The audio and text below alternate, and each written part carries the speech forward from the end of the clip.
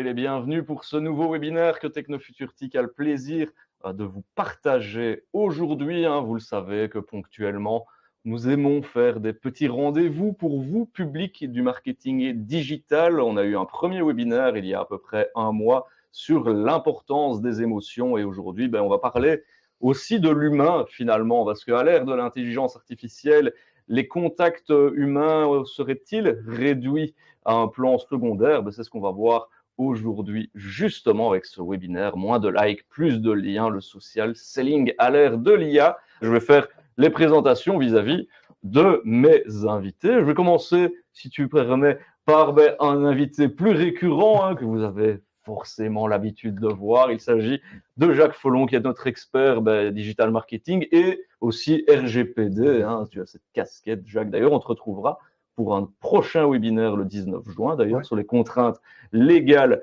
du marketing, justement, à cette ère de l'intelligence artificielle. Et puis, notre invité du jour, Laurent De Smet, actif depuis 17 ans dans la formation. Ton leitmotiv, c'est de faire aimer la vente, finalement. Oui. La vente qui peut être un peu dans l'imaginaire collectif, on va dire. Les commerciaux, on n'aime parfois pas trop ça. C'est pas ceux qui ont la meilleure réputation. Mais donc, toi, tu essayes justement de faire changer ça. Tu œuvres pour cela. Tu es un habitué des plateaux, puisque tu as une émission aussi sur Canal Z. Et à l'instar de Jacques, tu écris des chroniques, mais dans le Trends. Exact, ouais. Voilà. On se partage la presse, Jacques. Les deux manias de la presse sont ici, donc bienvenue. À vous. Eh bien, on est parti. Je vais afficher tes slides, Laurent, et je te laisse la main dessus. Merci, Adrien, et merci pour ton introduction qui est juste parfaite. Tu es un hôte spectaculaire. Je vais peut-être justement commencer par une question parce que ça me semble essentiel d'arriver à demander ça à l'audience. Le terme social selling, il n'est pas toujours très clair pour tout le monde et je voudrais voir dans les fenêtres de commentaires si vous pouvez me donner une définition de ce que vous entendez, vous, dans le social selling. Ça nous permettra peut-être de déjà commencer des échanges. Qu'est-ce que c'est pour vous? Ou Jacques ou Adrien d'ailleurs, si vous pouvez avec de bonnes bases, en tout cas, qu'on part tous sur un pied d'égalité sur ce que c'est. Moi, je te dirais, si je fais une traduction littérale, c'est de la vente sociale.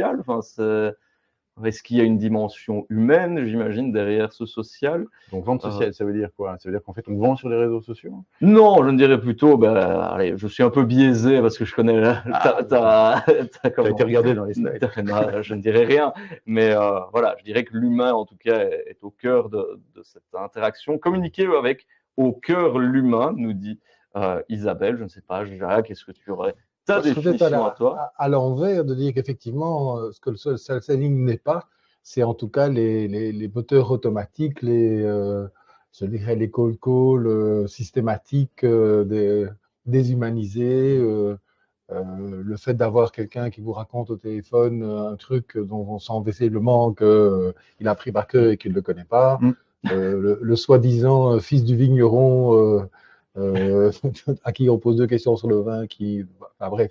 Donc, c'est effectivement d'avoir un contact plus humain, plus personnel, quelque part. Il y a Nicolas qui met vente sur les réseaux sociaux. Alors, c'est exactement la réponse que j'attendais. Je te remercie, Nicolas, de l'avoir mise en ligne, parce qu'en fait, c'est ce que tout le monde entend en général, c'est se servir des réseaux sociaux pour vendre sur les réseaux sociaux.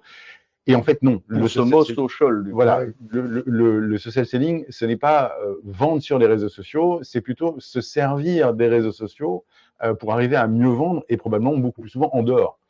Et donc, je voudrais qu'on cadre tout de suite le propos de mon intervention. Le but du jeu aujourd'hui, c'est pas faire, encore une fois, de revenir à tout ce qui est technique de tunnel de vente, technique d'acquisition client. On est loin des domaines que sont la vente en ligne, en fait. Le social selling, c'est plutôt là, effectivement, l'art patient et délicat d'aller commencer à utiliser les réseaux sociaux pour pouvoir arriver à augmenter une certaine audience dans laquelle, à un moment donné ou à un autre, je vais réussir à contacter des clients, je vais réussir à intéresser ces clients, je vais réussir à faire valoir mon expertise et je vais réussir à émerger dans son attention. C'est vraiment ça qui est important de comprendre. Et donc, en fait, justement, aujourd'hui, avec l'arrivée de l'IA depuis déjà 2 bonnes années très puissantes en termes de présence sur les réseaux sociaux, on constate que de plus en plus de gens essaient de vendre en ligne, alors qu'un vrai bon social seller, c'est pas quelqu'un qui va directement faire de la transaction en ligne, il va d'abord privilégier la relation. Et c'est ce que j'ai toujours défendu. Tu disais aussi, les vendeurs n'ont pas toujours la meilleure réputation du monde. Il y a vraiment deux conceptions de la vente qui datent de bien avant même l'ère du numérique. C'est la conception transactionnelle et la conception relationnelle.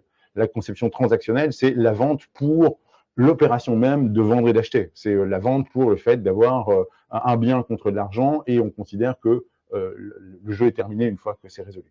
Et beaucoup de vendeurs considèrent que leur métier, c'est ça, c'est trouver un client, lui proposer un bien ou un service, le faire payer et finalement terminer le jeu comme ça.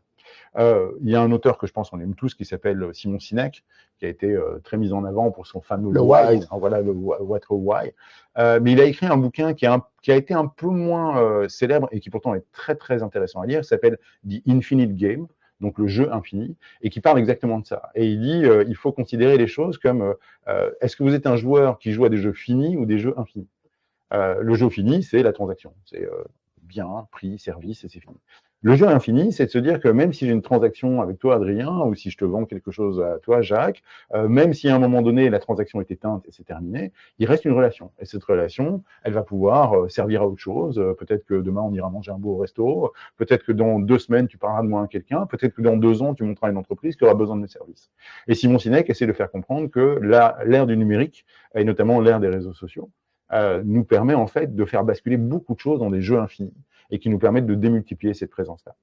Je vois un commentaire de Natacha, c'est avant tout la création d'une communauté, donc, et c'est vrai que finalement, sur les réseaux sociaux, pour avoir donné d'autres formations, et je retiens une phrase d'une formatrice qui disait « Personne ne va sur les réseaux sociaux pour voir de la pub, les gens, ils veulent du contenu avant tout, et c'est ça qu'on met aussi en valeur, hein, finalement, à l'heure actuelle. » Exact. Et j'aime bien cette définition, et Natacha choisit un mot qui est important, elle parle de communauté et pas d'audience. Et souvent, sur les réseaux sociaux, on confond les deux. C'est-à-dire que très souvent, on est pris dans l'envie d'avoir de l'attention, des likes, des signes que effectivement on plaît, notre message est porté, alors qu'en fait, ça, c'est juste avoir une audience. Le but du jeu, c'est pas avoir des gens qui applaudissent votre prise de parole ou qui trouvent que votre post est génial. Le but des gens, après, c'est d'avoir une communauté. Et la différence entre une communauté et une audience, c'est que la communauté, elle est capable d'action, elle est capable de faire des choses, alors que l'audience, elle est spectatrice.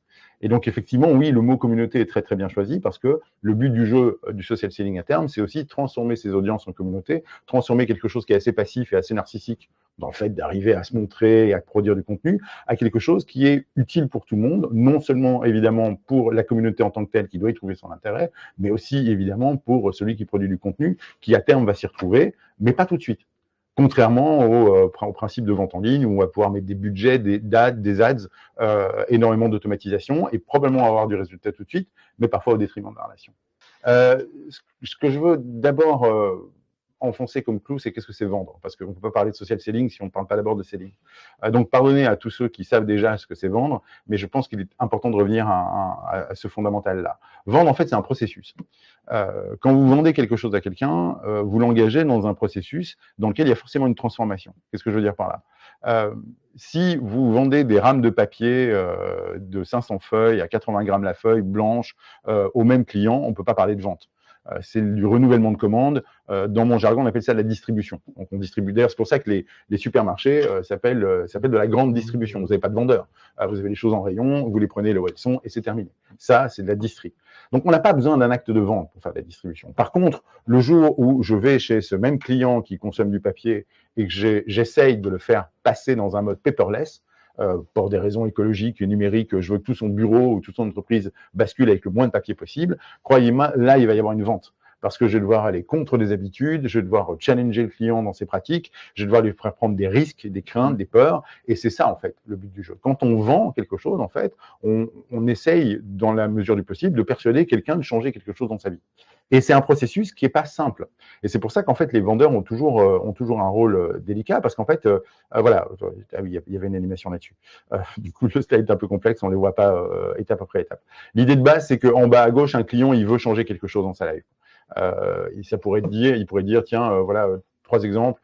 Je sais pas, moi, j'ai envie de perdre 15 kilos parce que je me sens trop lourd quand je monte mes escaliers, ou je voudrais être propriétaire parce que j'en ai marre de payer un loyer à un propriétaire et je voudrais me constituer un patrimoine et arriver à ne plus culpabiliser quand je tape un clou dans un mur. Ou voilà, exemple type de transformation, je suis dans un état A et je vise un état B, un goal, un Graal, à un moment où j'aurais changé. La puissance de ça, c'est qu'une fois que j'ai décidé de changer quelque chose, j'ai une part de moi-même en tant que client qui se projette.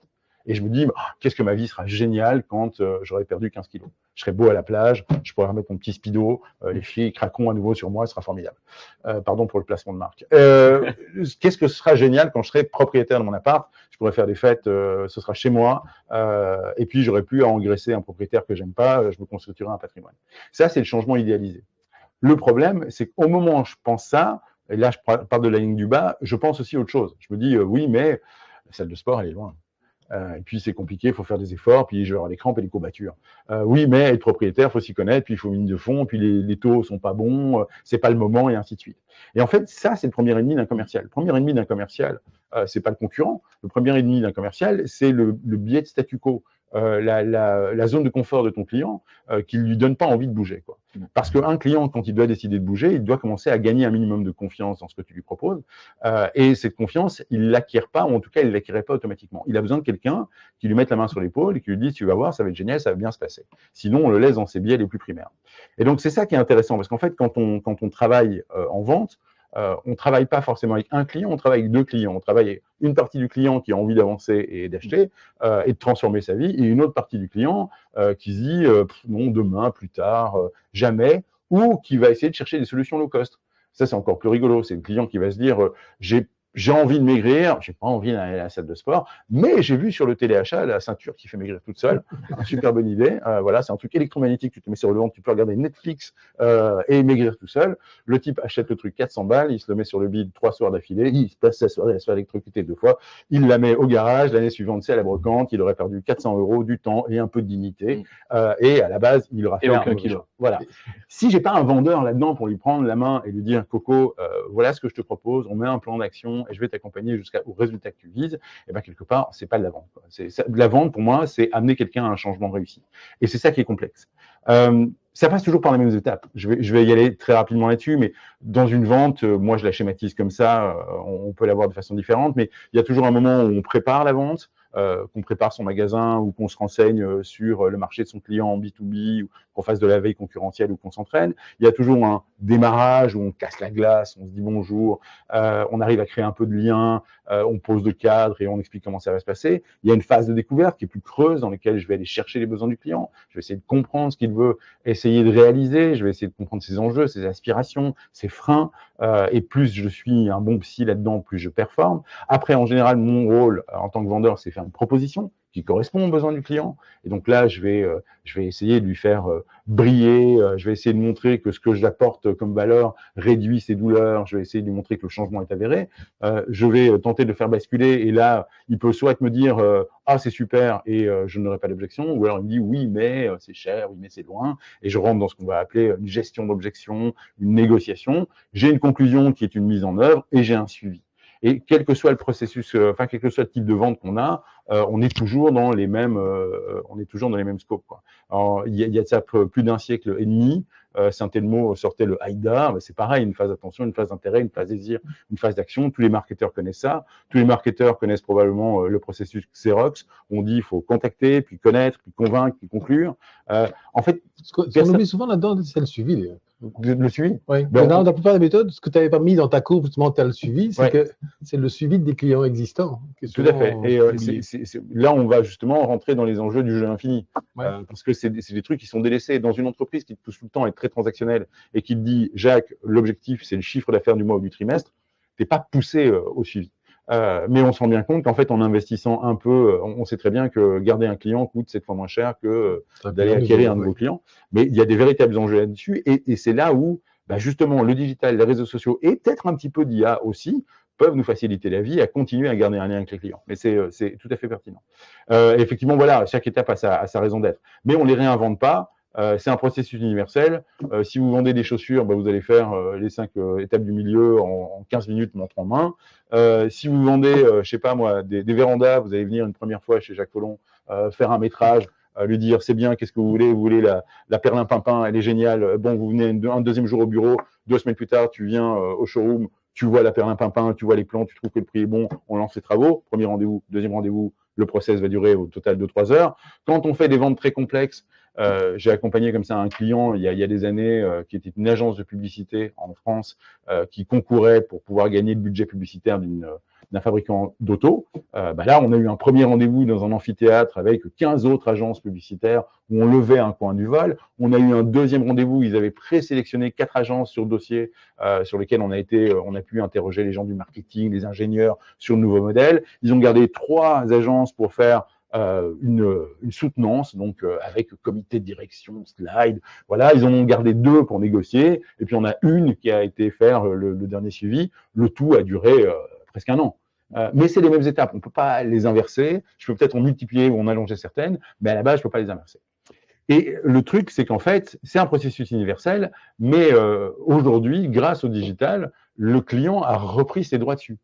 C'est-à-dire qu'avant, moi, en tant que commercial, j'étais obligé d'aller vers le client, lui montrer ce que je pouvais lui proposer, et aller le chercher là où il était, le convaincre. Et aujourd'hui, un client, depuis chez lui, avec n'importe quel smartphone, n'importe quel ordi et n'importe quel IA vocal, peut récupérer en fait quasiment toute la totalité du trajet. Donc aujourd'hui, les clients viennent à nous, on ne va plus à eux, c'est Lagardère. Hein. Si tu ne viens pas à Lagardère, c'est Lagardère qui vient à toi. Oui, avec des IA maintenant qui commencent à proposer des produits. Oui, et avec ton smartphone qui bizarrement te propose justement un super voyage aux Seychelles quand tu as dit 3 fois tiens, ce serait bien les Seychelles. Voilà, donc effectivement, on va tomber en plus dans du prédictif. Et plus les IA seront entraînées à faire du prédictif, plus le push sera là. Donc le concurrent de tous les vendeurs, non seulement c'est la zone de confort du client, mais c'est aussi l'objet qu'il a dans la poche et qui, dès qu'un rendez-vous est terminé, lui propose spontanément des choses. Ouais, et je me souviens aussi, lors d'un précédent webinaire qu'on avait fait ensemble, que tu disais, le problème, entre gros guillemets, c'est que maintenant, les gens savent ce qu'ils veulent. Ils viennent trouver les vendeurs parce qu'ils disent, voilà, j'ai vu ça, je pense. Donc, comme tu dis, ils ont déjà fait toute une partie de la démarche. Ils ne viennent plus en disant, j'ai ce problème-là, solutionnez-le moi, c'est, je veux ça. Oui, tout à fait. Ils savent, alors, c'est pour ça que je fais toujours des termes entre collègues, on se tire toujours un peu la bourre pour mettre de la sémantique, le bon mot sur la bonne chose. Ils savent ce qu'ils veulent, en tout cas, ils savent ce qu'ils demandent, ils ne savent pas toujours ce dont ils ont besoin. Et en fait, ils restent Doctissimo, enfin c'est le phénomène Doctissimo. Voilà, avant tu allais chez ton généraliste en disant dites j'ai un truc bizarre là sur le bout du doigt. Maintenant tu vas chez ton généraliste en disant dites j'ai un carcinome de type 3 invasif à mon avis surimplanté jusqu'à l'os et il te dit non tu as une verrue espèce d'imbécile parce qu'effectivement on va s'auto-diagnostiquer, on va s'auto-convaincre qu'on a besoin de certaines choses, enfin en tout cas qu'on veut certaines choses, mais nos besoins ne sont pas toujours satisfaits. Et le rôle pour moi d'un bon sales, c'est de faire émerger en dessous des demandes qui sont très conscientes. La demande, c'est finalement ce que tu sais à propos de ce que tu veux. Il y a plein de choses que tu veux, dont tu as besoin, dont tu n'es pas forcément conscient. Et un bon sales, c'est quelqu'un qui va te faire remonter ça à la surface. Il le fait d'abord dans sa phase d'investigation, mais il va apprendre à le faire en ligne aussi. Et il va apprendre à le faire en ligne parce qu'il va continuellement à émettre des messages qui vont faire réfléchir les gens et qui leur permettront un peu de maturer aussi justement la différence qu'il y a entre leurs demandes et leurs besoins. Plus en fait tu fais l'éducation de ta fameuse communauté, plus tu lui permets de réfléchir à ce dont elle a vraiment besoin. Et communauté justement qui va influencer aussi le prérequis en disant parce que ses copains ont déjà acheté le même truc, donc voilà, il y a aussi tout ça qui est... On est dans le marketing de l'influence, on sait très bien que la preuve sociale et l'instinct grégaire nous poussent à faire exactement les mêmes choses que les autres. Le problème, et je retaperai sur le coup après, mais même si on n'est qu'à la 20e minute, je le dis, le problème c'est que pour l'instant, la plupart des gens intelligents qui ont des belles choses à proposer, des belles choses à vendre, hésitent avant de prendre la parole sur les réseaux sociaux, et ils hésitent encore, alors que les imbéciles ne se privent pas depuis 10 ans de les utiliser à leur profit. Et résultat, aujourd'hui, on est dans une surabondance de contenus qui vendent des trucs qui sont pas bons, objectivement pour l'être humain, pour son devenir et ainsi de suite. Et les gens intelligents continuent à se tâter en disant j'y vais pas, vous imaginez, je risque une critique.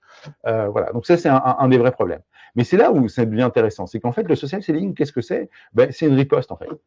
L'idée du social selling, c'est puisque je sais que mon client va commencer à faire son petit trajet d'éducation tout seul et qu'il va me consulter tout à la fin, comment est-ce que je peux revenir sur ce trajet d'éducation? Comment est-ce que je peux re-rentrer dans sa zone de visibilité alors qu'il ne m'a pas encore contacté parce qu'il ne m'a pas encore capté, mais je peux déjà commencer, non pas à lui vendre quelque chose, mais peut-être déjà à lui faire se poser les bonnes questions, à l'alimenter, à rentrer en ligne de compte dans la compréhension qu'il va avoir lui-même de ses propres besoins et de ses propres demandes. C'est ça le but du jeu en fait. Donc c'est vendre des idées, vendre du questionnement, vendre des prises de conscience avant même d'avoir réellement rencontré les gens. Ce qui fait que le jour où ils te rencontrent, c'est vers toi qu'ils viennent. Parce que probablement, c'est toi qui as allumé la lumière au plafonnier. Et c'est grâce à ça qu'ils avancent. Donc voilà, le but du jeu pour moi, c'est voilà, le social selling, pardon, c'est une riposte. C'est l'art d'utiliser les réseaux sociaux pour stimuler et générer des ventes, principalement hors ligne d'ailleurs. Et effectivement, le but du jeu, c'est le commercial qui redevient visible sur le parcours de son client parce qu'il va démontrer sa pertinence, parce qu'il va augmenter sa crédibilité, parce qu'il va provoquer des insights. Hein, aujourd'hui, le Challenger fait des prises de conscience et il va motiver le client à venir préférablement vers lui et son entreprise plutôt que n'importe quel des concurrents qui essaie de mettre le grappin dessus en fin de parcours. C'est vraiment ça, en fait, le but du jeu. Et donc, encore une fois, on ne confond pas, même si aujourd'hui les frontières ont tendance à devenir floues, on ne confond pas la vente en ligne, les funnels de vente, le growth hacking, qui sont en fait finalement qui servent d'autres propos, mais on se concentre sur quelque chose qui est relationnel, humain, un peu artisanal. Voilà, je compare parfois ça, les mecs qui font du growth hacking, pour moi, c'est des Peut-être rappeler ce que c'est que le growth hacking. Le growth hacking, bah, comme l'on indique, c'est effectivement obtenir de la croissance extrêmement rapidement en utilisant des algorithmes, des IA, et en essayant de rester en dessous du radar de tout ce que les réseaux sociaux détestent, à savoir justement des automatisations. Donc les growth hackers, c'est des gens qui développent, et qui sont géniaux pour ça, développent des stratégies pour pouvoir massifier rapidement un nombre énorme de prospects, de contacts, avec des stratégies très proches de très automatisées, mais qui sont toujours juste en dessous de la limite pour pas se faire bannir des réseaux sociaux. C'est des apprentis sorciers que je trouve absolument brillants et géniaux, mais eux visent pas l'humain, quoi. Eux visent effectivement à donner un petit côté humain à des trucs très machinaux. Là où ce que je veux faire, c'est un peu l'inverse, c'est essayer de redonner du côté humain et essayer de recréer des vraies relations. Quand tu envoies 500 mails par jour sur des boîtes mail ou sur des invitations LinkedIn qui sont quasiment toutes les mêmes, sauf qu'on personnalise un peu le prénom, un peu le secteur d'activité et qu'on essaie de mettre de temps en temps une petite blagounette différente, on ne peut pas vraiment parler de relations humaines. Okay. Et regardez aujourd'hui vos propres messageries et essayez de faire un peu le bilan de combien sont rédigés vraiment par un être humain avec ses petits doigts et son cœur et combien sont totalement confiés déjà à une intelligence artificielle. D'ailleurs, je fais le truc, ça a marché pendant très longtemps. Si vous me trouvez sur LinkedIn, vous allez voir, je m'appelle Laurent h.j.desmet et c'est dans mon prénom h.j. Rajoutez quelque chose après votre prénom, c'est toujours génial. Si vous rajoutez un smiley, par exemple, vous allez voir que tous les gens qui vous envoient un mail avec bonjour Laurent h.j. Voilà, c'est du bot. Donc voilà. Donc c'est un petit truc tout bête que j'avais découvert sans faire exprès, mais qui me permet tout de suite de classer les mails parce que je sais que ces gens ne me connaissent pas. Personne ne m'appelle Laurent h.j. Mais voilà, c'est ça. Donc le but du jeu, c'est effectivement reprendre sa place sur le parcours. Et l'idée n'est pas neuve. Et si je vous encourage, l'élément fondateur de ça, c'est Thuon, c'est un bouquin qui est sorti en 1999, qui est un manifeste, on appelle le Cluetrain Manifesto. Et le Cluetrain Manifesto, c'est 95 95 petites sentences, phrases de plein d'auteurs américains qui ont vu le numérique arriver et débarquer. On est à l'ère où Internet commence à arriver, où on commence tous à commencer à avoir des premières adresses mail. Hein, je vous parle du siècle dernier, les enfants. Fondamentalement, ils ont commencé à dire les marchés vont changer. Je vous prends deux phrases qui sont essentielles. Les marchés deviennent des conversations entre les entreprises et les consommateurs potentiels. Donc ils disent on va arrêter de pousser, on va aller commencer à discuter avec les gens et les gens veulent des conversations. Ils veulent pas suivre des liens et les liens eux-mêmes vont s'aplatir parce que dans un monde totalement numérisé, tout le monde a accès à tout le monde. Il n'y a plus de hiérarchie, je peux contacter un CEO, je peux contacter une star de ciné, ou je peux moi-même devenir une star le temps d'une vidéo débile ou en faire une carrière.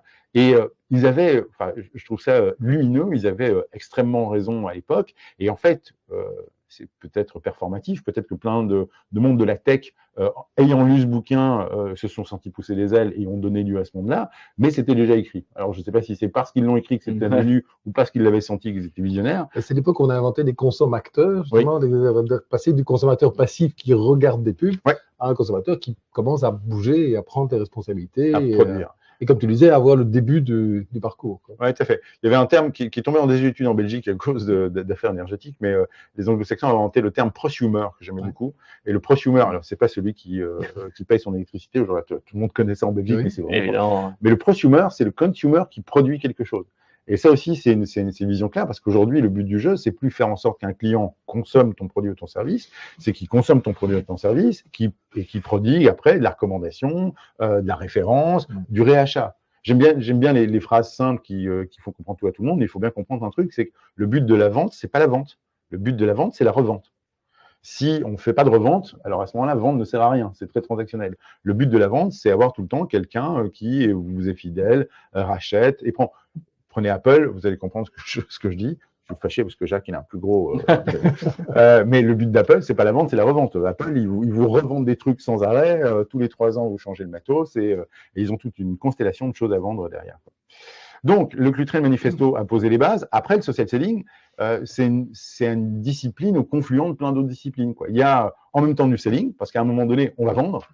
Et à un moment donné, en bout de course, on va créer une interaction avec un client qui finira probablement par un contrat, une mission, une transmission de produits ou de services. Mais il n'y a pas que ça. Il y a un petit côté aussi networking, et online et dans la vraie vie. Parce que effectivement, le social selling vous facilite le networking. D'ailleurs, si vous avez peur d'aller dans les cercles d'affaires, dans les conférences, je vous conseille, paradoxalement, d'abord d'investir un peu de temps derrière votre écran, parce que vous allez vous faciliter votre vie de réseauteur physique incommensurablement, parce que vous allez pouvoir préparer vos événements et arriver en connaissant déjà les gens, plutôt que de rester dans le coin avec votre pauvre coupette en attendant que le canapé passe. Donc ça, c'est extrêmement puissant, ça vous permet de démultiplier les effets du réseau physique. C'est aussi un peu de ce qu'on va appeler du marketing de contenu, du marketing qui permet de faire venir les gens à moi, l'inbound, contrairement à l'outbound qui va vers les gens. Donc je vais essayer de publier non pas de la pub, mais du contenu intéressant qui va susciter la réflexion, la prise de conscience.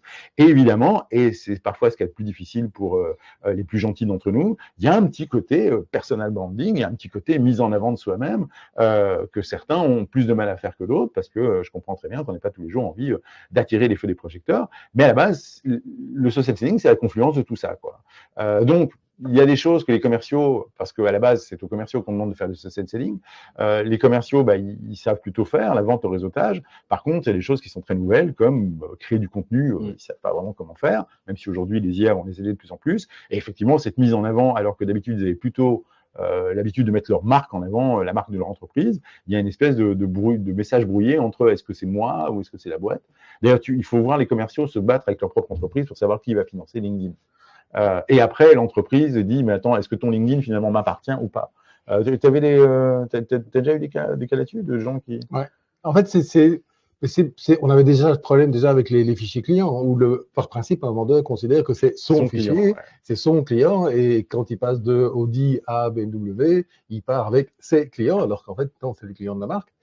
Et effectivement, sur les profils LinkedIn, c'est surtout dans les abonnements pro, finalement, c'est l'abonnement pro est payé par l'entreprise.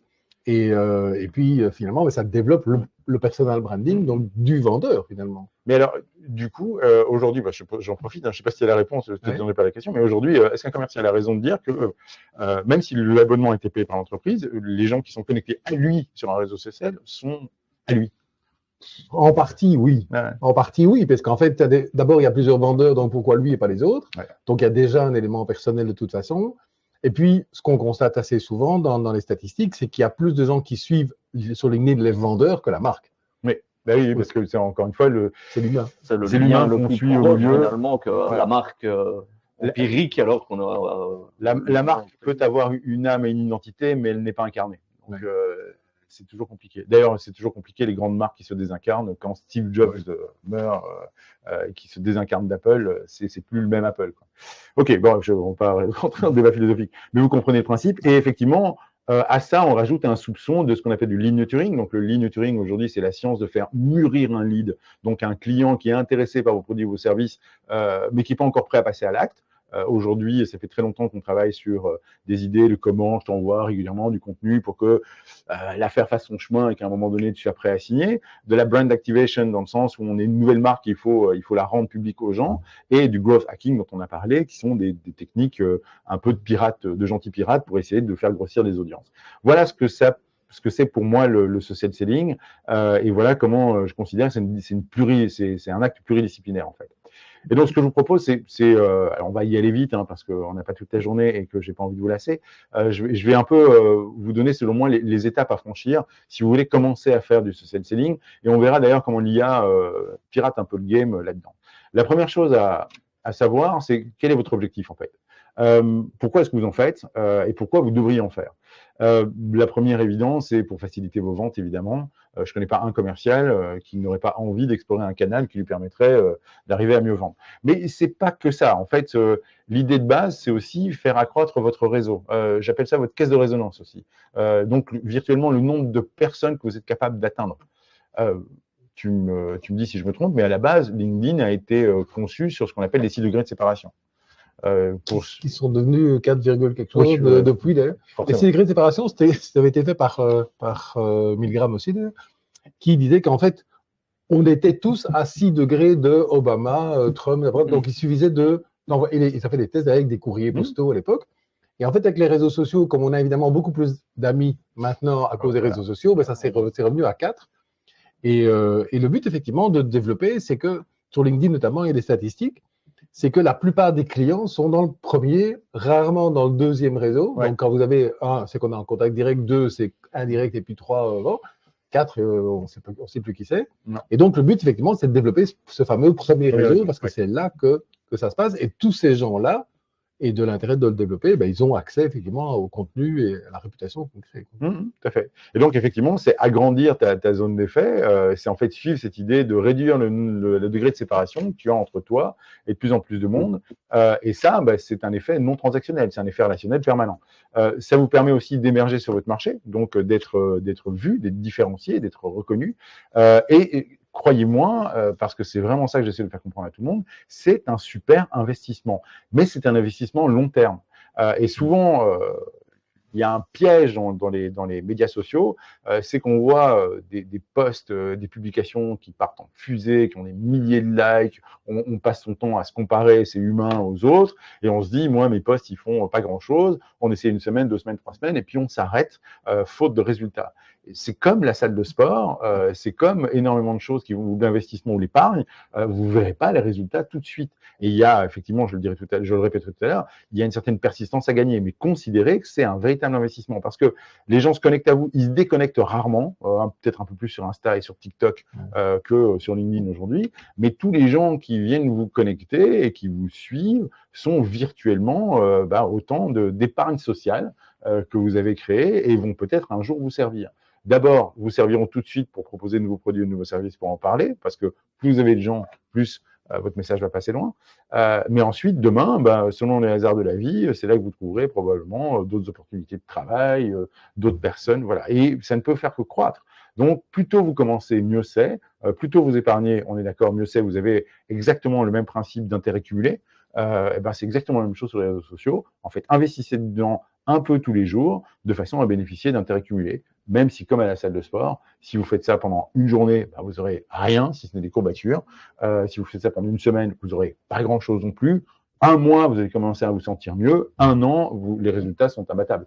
D'accord. Donc, il faut arriver à comprendre que l'objectif, il n'est pas immédiat. C'est pas juste faciliter ses ventes, c'est aussi épargner pour demain. Donc, il n'y a pas de recette miracle, comme pour le régime, justement. Mais il y a quand même la persistance, je crois que c'est un peu ce que tu disais. La comparaison de la salle de sport est évidente.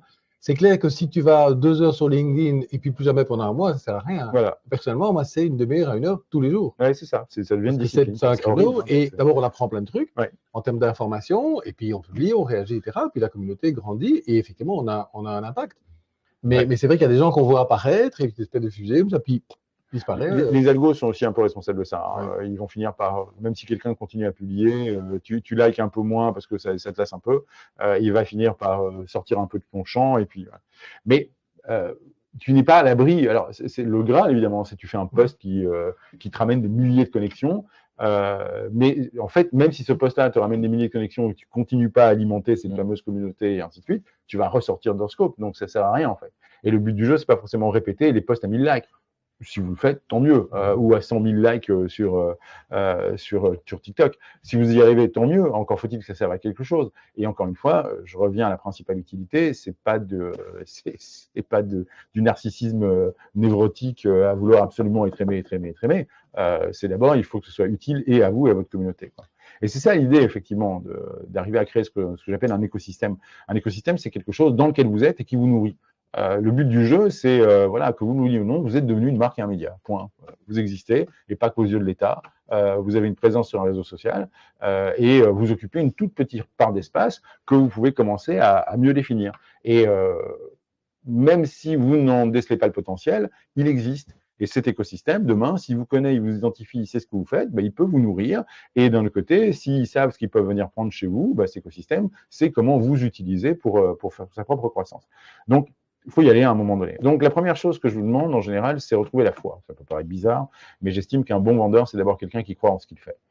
Et je passe un message à tous les gens qui m'écoutent et qui sont dans une boîte dans laquelle ils ne croiraient plus en ce qu'ils font. Le message est toujours le même, barrez-vous, allez prendre votre talent commercial pour le mettre au service de quelque chose dont vous croyez. Vous ne barrez pas tout de suite sur un coup de tête, claquez pas votre... Voilà, déjà attendez la fin du webinaire.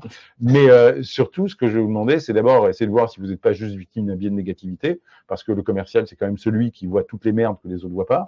Donc quand le directeur commercial, il voit des tableaux de chiffres en disant, t'as vu, on a 97% de taux de satisfaction, le commercial, lui, il est 3% de taux d'insatisfaction, il se les mange tous les jours parce que c'est son téléphone qui chauffe, et les clients contents, il les entend jamais. Donc, biais de négativité oblige, regardez quand même si votre défaut de conviction, qui est normal chez un commercial, les crises de foi, ça existe, n'est pas juste lié au fait que vous avez de temps en temps du mal à vous rappeler que vous faites aussi le bien. Par contre, si vous êtes persuadé que votre produit est pas bon, vous faites le mal et vous travaillez pour le grand Satan, franchement, vous avez un talent commercial, mettez-le au service d'un monde qui change, mettez-le au service de produits dans lesquels vous croyez. Vous serez peut-être un peu moins payé au début, mais vous serez beaucoup plus riche de vous-même tous les matins dans la glace. Donc, l'idée de base, c'est savoir ce que vous vendez, parce que croyez-moi, pour prendre la parole vis-à-vis de gens que vous ne connaissez pas et affirmer les choses en ligne, vous allez avoir besoin d'un minimum de foi. C'est une épreuve. C'est une épreuve d'arriver à dire des choses et d'arriver à attendre soit un commentaire positif, soit parfois des commentaires négatifs, soit le vide. Pour moi, il n'y a que les prophètes qui parlent dans le vide jusqu'à ce qu'ils amassent une certaine audience. Donc voilà, passer d'une conception transactionnelle à une conception relationnelle, mais surtout, dites-vous, qu'est-ce que je fais en fait? En quoi mes produits aident? En quoi mes produits servent? Ça a été la grande mode pendant 10 ans sur LinkedIn. Vous avez vu tous les gens qui sont passés de titre de poste à j'aide les entrepreneurs à je permets, voilà. Et en fait, même si ça peut paraître un peu banal parce que tout le monde l'a fait, ça reste essentiel. Moi, le premier job que je fais chez les commerciaux que je forme, c'est je leur demande le matin qu'est-ce que vous faites dans la vie. Ils me disent je suis commercial en assurance. Je dis ok, et je leur fais comprendre qu'en fait leur pitch est pas bon parce qu'en fait ils oublient ce qu'ils font pour les autres. Si je te dis, moi, mon rôle, c'est de protéger ta famille, tes biens et de te permettre d'oublier toutes les menaces qui pèsent sur toi, c'est quand même vachement plus fort que de te dire, je suis conseiller en assurance. Donc, l'idée de base, c'est retrouver ça sur les réseaux sociaux parce que c'est ça que vous allez défendre. Vous n'allez pas défendre un produit ou un service, vous allez défendre ce que vous faites de bien pour les autres et grâce à ça, ça va vous donner un minimum de courage pour pouvoir affirmer ça et oser vous affranchir de ces craintes. Et effectivement, je pense que c'est un outil d'affirmation de soi. Donc, c'est un outil de travail sur soi-même. Être obligé d'aller tous les jours rédiger son manifeste, être obligé tous les jours de dire je crois en ça, je porte ça, j'ai envie d'aider les gens là-dessus, mon kiff c'est, vous obligez à formuler ça. Plus vous formulez ça, plus vous l'affinez, plus vous trouvez les bons mots pour les mettre dessus, et plus effectivement vous arrivez à rendre votre why visible. Pour moi, plus vous écrivez ce que votre profession de foi, plus vous vous rapprochez de ce que vous voulez vraiment faire dans la vie. Et je pense que les réseaux sociaux ont beaucoup aidé à mieux formuler ce que je voulais faire pour autrui. Et j'engage tout le monde à se dire aussi, tiens, en plus de la demi-heure que je passe par jour là-dessus pour essayer d'entrer en contact avec les autres, c'est aussi une demi-heure que je passe en moi-même à essayer de comprendre ce que je veux vraiment changer dans le monde, quoi. Et je pense qu'on a tous une pierre à apporter et il est super important qu'on le fasse. Ensuite, la deuxième étape, ça va être identifier clairement les gens auxquels je veux parler. Il n'y a pas que les clients. Il y a ce que je vais appeler toutes mes cibles. Je dois me dire qui sont ces gens, dans quels réseaux sociaux ils sont. Voilà. Est-ce que je vise des gens qui sont sur TikTok, qui sont sur Insta, est-ce qu'ils sont sur LinkedIn. Je dois arriver à comprendre quel type d'entreprise c'est, quel type de fonction je vais les trouver. Est-ce que je veux du CEO? Est-ce que je veux du CMO? Est-ce que je veux du responsable d'acquisition machine, de l'ingénieur? Je veux aussi voir dans quel groupe elles discutent, parce que comme les marchés sont devenus des conversations, tout le monde discute. Donc, ils sont présents dans des groupes de discussion, que ce soit aujourd'hui des groupes fermés sur WhatsApp, des forums, voilà. Et je vais aussi me demander, et ça c'est toujours le même effort, en disant si j'ai ce métier, si j'ai cette fonction, qu'est-ce que moi je tape sur Internet? Quels sont les mots-clés que je vais utiliser? Quelles sont les phrases que je vais demander hier à Google, aujourd'hui à ChatGPT? Comment est-ce que je m'exprime? Qu'est-ce que je veux faire? Alors, c'est pas simple, c'est un travail sur lequel le marketing s'échine à trouver des solutions depuis des années. Vous connaissez des personas où on a essayé de donner des visages et des noms à des gens qui symptomatisaient un peu le profil client que je voulais. À la base, pour info, les personas n'ont pas du tout été développés pour les commerciaux. Ils ont été développés à la base pour les ingénieurs en IT qui n'arrivaient pas à coder des trucs qui étaient user-friendly. Et plutôt de leur dire, tu vas faire un programme qui fait ça, on lui a dit, tu vas faire un programme qui fait ça pour lui. Okay, et lui, il connaît rien à l'informatique et tu dois le rendre user-friendly pour Robert ou pour Clark ou pour Cléo.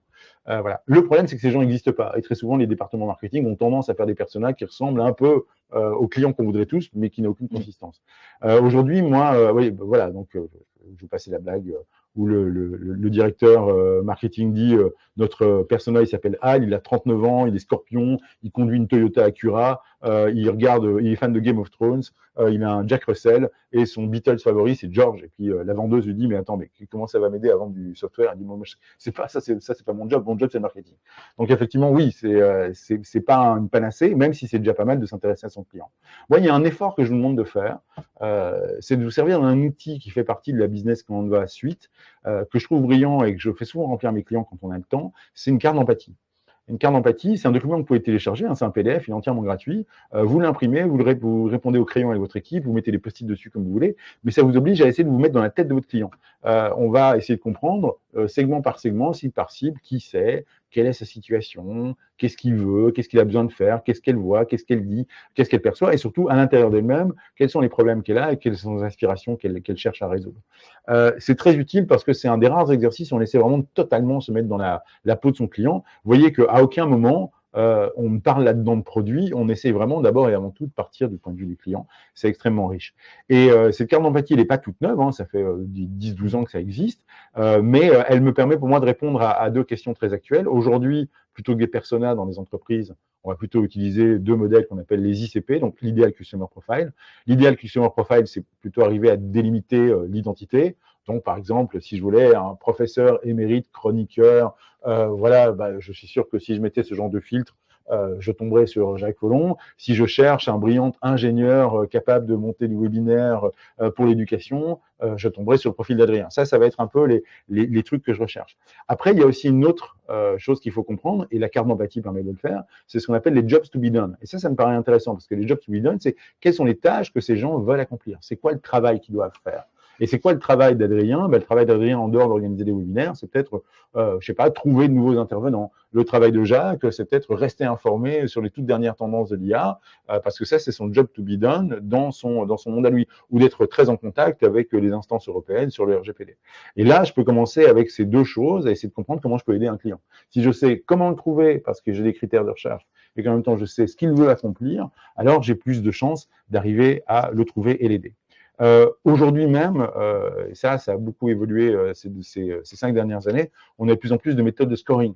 Qu'est-ce que c'est le scoring? C'est dire, il y a tellement de gens disponibles aujourd'hui en ligne, et j'ai tellement de leads qui rentrent, ou en tout cas tellement de possibilités d'aller vers tout le monde, que je suis obligé de trier. Et donc, on peut mettre des méthodes de scoring. Le scoring, c'est pas très compliqué, hein. On vous dit, tiens, l'activité de mon prospect, ou mon lead en l'occurrence, est-ce qu'elle est tout à fait dans les cœurs de cible que je vise, parce que c'est exactement le genre d'industrie, moyennement, pas du tout. Est-ce que l'entreprise que je vise, elle est dans les bons chiffres en termes de taille? Par exemple, c'est une PME de 50 à 500 personnes, c'est ce que je cherche.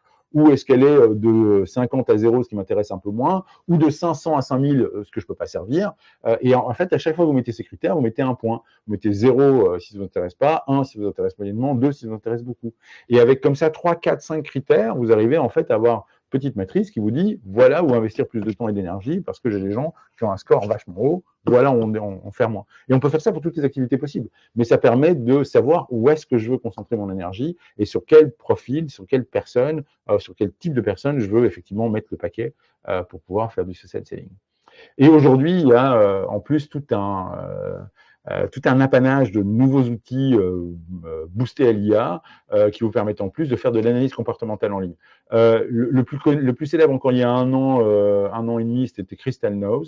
Crystal Knows, c'est un petit applet, un add-on que vous mettez sur Chrome qui va regarder les profils LinkedIn, par exemple, pour regarder, et qui va essayer d'en déduire son profil disque. Donc dominant, influent, stable, conforme, qui vous donne après des trucs et astuces pour pouvoir mieux communiquer avec lui. Si je sais que Jacques est rouge et qu'il va vouloir de moi que je sois to the point direct, l'utilitaire va me proposer des messages courts, to the point, et ainsi de suite. Aujourd'hui, Humantic fait ça encore mieux que Crystal Knows, et Human Liker le fait aussi, il embarque ça dans sa suite. Ce sont des IA qui vont analyser, lire les profils et essayer déjà de prédire un peu le comportement d'une personne que vous n'avez encore jamais vue. Mais lui, cette IA, parce qu'elle arrive à lire l'entièreté du profil, l'expérience, etc., va pouvoir déjà vous faciliter la tâche. On a très peu de data sur, bien sûr, toutes ces boîtes vont vous dire que ça marche, que c'est du tonnerre. Donc, on ne sait pas vraiment si ça fonctionne aussi bien que ça. Mais d'un autre côté, ça vous donne déjà un peu de plus de facilité à rédiger un message. Ça permet quand même de rajouter aussi un élément, c'est le côté individuel. C'est que sur LinkedIn en particulier, maintenant, tout le monde demande à ChatGPT de faire des posts, et donc on a vraiment l'impression que tout le monde a le même, avec 4 emojis, un machin, 3 petits points, 4 bullet points, et finalement on dit OK. Et donc le fait d'utiliser des outils comme ça pour avoir quelque chose qui est plus orienté sur moi, ça fait déjà passer le message par rapport à tout le reste qui… Oui, exactement. Oui, tout à fait. Ça personnalise. Après, effectivement, on va répondre à la question de Stéphane tout de suite. Mais après, effectivement, il y a la juste mesure parce qu'en fait, ces outils vont aussi proposer l'automatisation. Et même si c'est pour faire du psychologiquement personnalisé, mais en masse, est-ce qu'on est toujours dans la relation ou est-ce que nous sommes dans l'abattage, quoi. Oui, la plupart de ces outils sont payants. C'est payant, ok. Ouais. Mais comme la plupart de ces outils d'ailleurs, ils ont une version freemium gratuite pendant 15 jours, machin truc. Faites gaffe à après supprimer votre carte de crédit. Et vous pouvez les essayer. Si vous êtes un petit peu agile et curieux, vous allez beaucoup vous amuser avec ce genre d'outils. Après, il y a d'autres outils qui sont arrivés sur le marché, qui sont d'une puissance incroyable, qui sont les outils de scrapping et d'enrichissement. Alors, le scrapping, en clair, c'est aller piquer des données. Voilà, EvaBoot, c'est un outil de scrapping qui permet d'aller récupérer toutes les coordonnées des gens sur le Sales Navigator de LinkedIn. Phantom Buster fait à peu près la même chose. Et vous avez des outils d'enrichissement qui sont d'énormes bases de données qui se sont servis un peu sur tout ce qu'elles ont pu trouver, qui vous permettent d'enrichir des fichiers. Vous envoyez un fichier, par exemple, à Full Enrich ou à Drop Contact ou à Casper, et vous allez récupérer les numéros de téléphone, parfois même des numéros de portable de gens, avec… alors, je te laisserai… tout ça. Mais oui, mais bon, c'est des outils qui existent, mais on servi quand même. Ah non, c'est clair que la récupération de données comme ça, c'est totalement anti-RGPD, mais bon, ça existe, donc… Et les commerciaux s'en servent, et pas plus tard qu'hier, voilà, on a commencé une séance de call avec une entreprise qui utilisait un de ces outils, pas un de celui-là, mais un outil comme ça, et la première réaction du client a été, mot pour mot, hein, si on faisait des calls en live, ça a été « je n'en reviens pas que vous osiez m'appeler sur ce numéro de portable qui est privé, vous l'effacez tout de suite et la raccrochez ». Voilà. Alors, c'est pas grave, hein, je veux dire, ce qu'on fait dans ce genre de cas, je ne vais pas vous donner une formation commerciale aujourd'hui, mais si jamais ça arrive, vous vous excusez platement, vous dites que ce numéro vient d'une plateforme qui a enrichi vos données, qu'évidemment vous supprimez tout de suite, et vous en profitez pour dire à quel numéro je peux vous appeler professionnellement. C'est tout. Voilà. Et bien sûr, vous virez le numéro de vos bases, hein, c'est une évidence. Et je pense qu'il y a un peu plus de tolérance sur les numéros entreprise plutôt que sur les numéros… Le problème, c'est qu'un numéro entreprise, c'est tout lié à un humain, donc… mais bon, il y a match évidemment. Donc voilà, et effectivement, privilégier toujours la qualité par rapport à la quantité, c'est le message de base. Le but du jeu, c'est pas faire de l'abattage, sinon vous tombez effectivement dans une stratégie un peu growth. Le but du jeu, c'est d'abord avant tout cibler les bonnes personnes, avoir les bons messages et créer du relationnel. Le but du jeu, c'est pas plaire à tout le monde, parce que comme d'habitude, plaire à tout le monde, ce serait plaire à n'importe qui. Et croyez-moi, c'est pas l'objectif. Vous ne voulez pas plaire à n'importe qui. Je peux passer à la même chose, hein. Si vous renoncez si vous essayez de plaire à tout le monde, vous allez renoncer à rien, et donc vous, comme disait Laurent Gounel, l'auteur et un peu philosophe, on s'abstiendrait du coup de vivre la vie qu'on voudrait. Et donc je préfère à la limite que vous posiez la question de savoir qui vous voulez toucher, c'est quoi votre cœur de cible, mais vraiment, comme vous allez essayer de nourrir des interactions humaines, je préférerais vraiment vous passiez de l'idée de cœur de cible à l'idée de cible de cœur. Qui sont les gens que j'ai vraiment envie d'aider? C'est vraiment ça. J'ai discuté avec un patron d'entreprise il y a quelques années, et je disais finalement, c'est qui tes cœurs de cible en termes de critères? Et il me définit des grandes entreprises qui feraient de la facilitation documentaire, il se reconnaîtra, grandes banques, groupes énergétiques, et ainsi de suite. Et puis je lui dis, Marc, c'est bien tout ça, mais avec quel client tu kiffes travailler? Avec quelle mission tu as pris le plus de plaisir?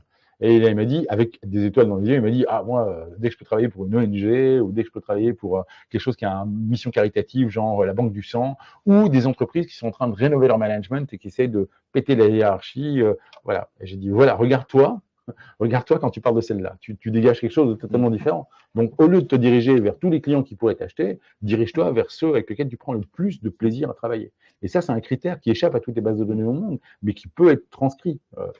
Posez-vous la question, avec qui vous prenez le plus de plaisir à bosser. Donc ça rejoint. Bon, vas-y. Bah, je disais juste, ça rejoint ce que tu disais. Déjà, il y a le produit. Il faut travailler pour, enfin, vendre un produit dans lequel on croit, et aussi pour les personnes dont on a envie d'aider. Exactement. Voilà. Et c'est un truc qu'elle moins fait, en fait. C'est que moi, je suis toujours frappé quand on pose des questions, même à des comités de direction d'entreprise, on dit, mais finalement, c'est qui votre client? Moi, je me souviens d'un cas il y a un an ou deux, où en fait, on a demandé à chacun des membres du comité de direction d'écrire sur un petit bout de papier qui est mon client. On a eu 6 réponses différentes. Ouais, ça m'étonne pas. Oui, mais c'est tragique. Et encore une fois, je pense que comme la vente, qu'elle soit sur un réseau social ou qu'elle soit en face à face, c'est quand même quelque chose de très émotionnel. Si tu n'as pas un bunch, comme on dit en bruxellois, si tu n'as pas un peu d'affect là-dedans, tu passes un peu à côté du sujet. Voilà, et puis ça se sent d'ailleurs. Oui, tout de suite, ça se sent. Donc voilà, le but du jeu, c'est ça. C'est aussi, si vous voulez faire plus d'humain, commencez à aimer ceux auxquels vous vendez.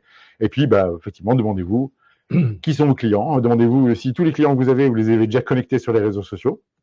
Est-ce que vous avez identifié ceux qui sont les plus actifs sur les réseaux sociaux? Parce que ça va être extrêmement important pour la suite, parce que c'est ceux-là qui vont porter votre tentative de créer une communauté. Et puis, est-ce que vous avez déjà aussi repéré tous vos prospects en ligne? C'est l'évidence. La troisième étape, c'est se faire joli. Vous allez quand même être face publique. Donc, il y a un moment donné où il faut effectivement, la mise en page a un peu bougé, je suis désolé, mais où effectivement, il faut parfaire vos profils. Quoi. Donc, on dit à un commercial qu'il doit travailler sa likeness. Sa likeness, ça a toujours été le cas. On sait que les gens, déjà quand c'est quelque chose, les gens plus beaux ont plus de succès que les gens moins beaux, par exemple. Voilà, ça c'est un truc, c'est terrible. Mais la likeness, c'est effectivement, c'est correspondre à des codes, c'est être agréable, et effectivement, ça se transfère aussi dans la vie numérique. Donc votre profil, il doit être agréable à lire, son image de fond signifie quelque chose, votre baseline, il doit immédiatement comprendre ce que vous pouvez faire pour les autres, votre what's in it for me, le WFM, ce que vous faites pour les autres, doit être très clair. Faut rendre ça attrayant, quoi. Faut rendre ça un minimum. Voilà, dans votre expérience, ça sert à rien de dérouler tous les chiffres que vous avez faits, mais expliquer en une phrase en quoi, dans chacune des entreprises que vous avez fréquentées, je parle de LinkedIn évidemment, vous avez accompli une mission qui est pleine de sens.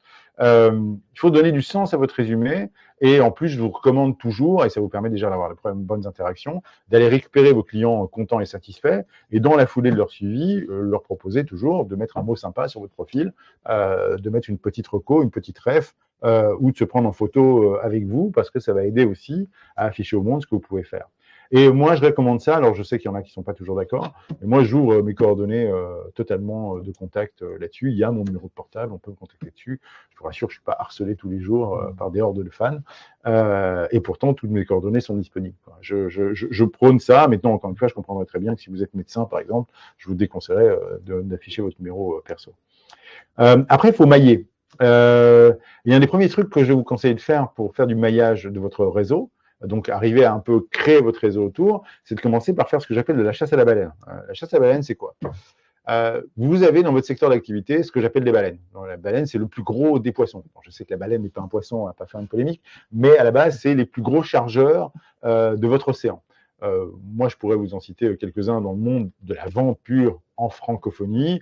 Je vais parler de Michael Aguilar, je vais parler de Jean-Pascal Mollet, de beaucoup de petits jeunes qui arrivent. Il y a Ruben Taïeb qui est très bon, il y a Enzo Colucci qui est super, il y a Julien Bouic. Il y en a de plus en plus, mais il y a des gros chargeurs. Ces gens sont très intéressants pour plusieurs raisons. D'abord parce que la plupart du temps, vous allez les considérer comme des concurrents parce qu'ils sont dans votre univers. Mais en fait, non. Ils tracent des sillages. D'abord, ils vont vous enseigner des choses.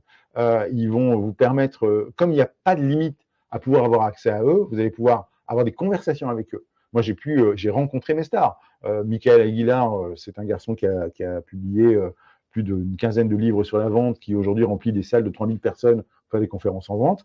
Moi, j'ai eu le privilège non seulement de parler avec lui, de le rencontrer, et puis de travailler avec lui et de l'avoir comme ami. Michael, je t'embrasse si jamais tu regardes ça. Mais c'est grâce aux réseaux sociaux. C'est parce qu'à un moment donné, je me suis intéressé à son contenu, abonné à son compte, que j'ai commenté utilement ses posts, qu'à un moment donné, il a commencé à commenter les miens, que j'ai fini par lui envoyer mes articles avant de les publier pour avoir son avis, parce que je tenais vraiment à son avis.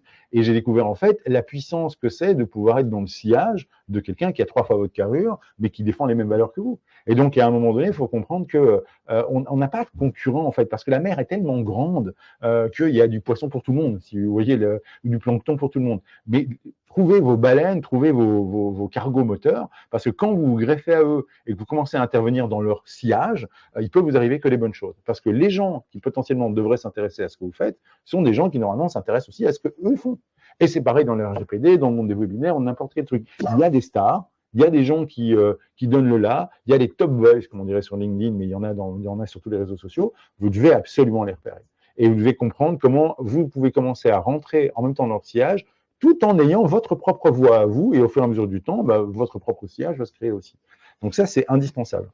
Oui, c'est vraiment important parce que justement, ces gens-là, ils répondent. Oui. Donc, ils sont actifs et donc ils vont effectivement, et c'est dans leur intérêt de continuer à créer leur communauté. Et donc, effectivement, il ne faut pas avoir peur de commenter, de poser une question à quelqu'un qui a des dizaines de milliers de followers sur LinkedIn, effectivement, et ils répondent. Je pense que Michael, il est à entre 300 et 400 000, si je me trompe, peut-être même il a dépassé la barre des 500. Sur un classement récent, il avait été mis 2e influenceur français après un certain Emmanuel je sais plus. Voilà. Qui lui n'écrit pas sa poste. non. Alors que Michael, il les fait tous. Ouais. Mais voilà, donc c'est ça le principe. Voilà, donc trouvez vos stars, trouvez vos baleines et essayez de vous connecter à elles. Invitez aussi les intermédiaires que vous avez par rapport à vos clients cibles, c'est-à-dire que si vous avez des gens qui ne sont pas forcément de votre profession, de votre scope, mais que vous pouvez mettre pour contacter quelqu'un, invitez-les. Tenez-vous à jour sur la veille sectorielle des entreprises que vous visez si vous faites du B2B, parce que c'est toujours utile d'avoir des sujets pour rebondir. Puis je vous dis, invitez-vous dans les groupes et effectivement, améliorer la qualité et la quantité des personnes qui viennent dans vos réseaux, ça me semble essentiel. Pour le c'est fait. Et si vous êtes effectivement sur des centres décisionnels d'achat, il faut comprendre dans une entreprise qui sont les initiateurs, parce que même si vous vendez par exemple à, je sais pas moi, des responsables IT, avoir des gens qui peuvent quand même vous donner un point de vue sur comment les systèmes sont utilisés en interne parce qu'eux sont utilisateurs finaux, ou arriver à déjà contacter des acheteurs qui vont devoir débattre sur les prix alors qu'il n'y a encore aucun dossier remis, mais vous dites « je m'intéresse à votre boîte, on ne se connaît pas encore, mais un jour on risque de rentrer en contact parce que je suis commercial, ce serait bien qu'on ait déjà les coordonnées ». Aucun acheteur au monde va mal prendre ça, mais les réseaux sociaux vous permettent de le faire. Alors que décrocher son téléphone et passer 2 barrages pour avoir l'acheteur alors que vous n'avez encore rien à lui vendre, paraît beaucoup plus bizarre si vous le faites hors des réseaux sociaux. Donc, essayez aussi, si vous attaquez des entreprises et vous faites des ventes complexes, d'arriver à comprendre quels sont les centres décisionnels d'achat que vous visez. Et de nouveau, connectez-vous jour après jour à tous ces profils qui peuvent vous aider à faire avancer votre cause dans les entreprises. Et puis vient le moment où, le moment où on va devoir, à partir du moment où j'ai un peu de maillage, un peu de réseau, il va falloir se jeter à l'eau et commencer à ouvrir sa bouche, donc son clavier surtout, et il va falloir commencer à intervenir sur le feed.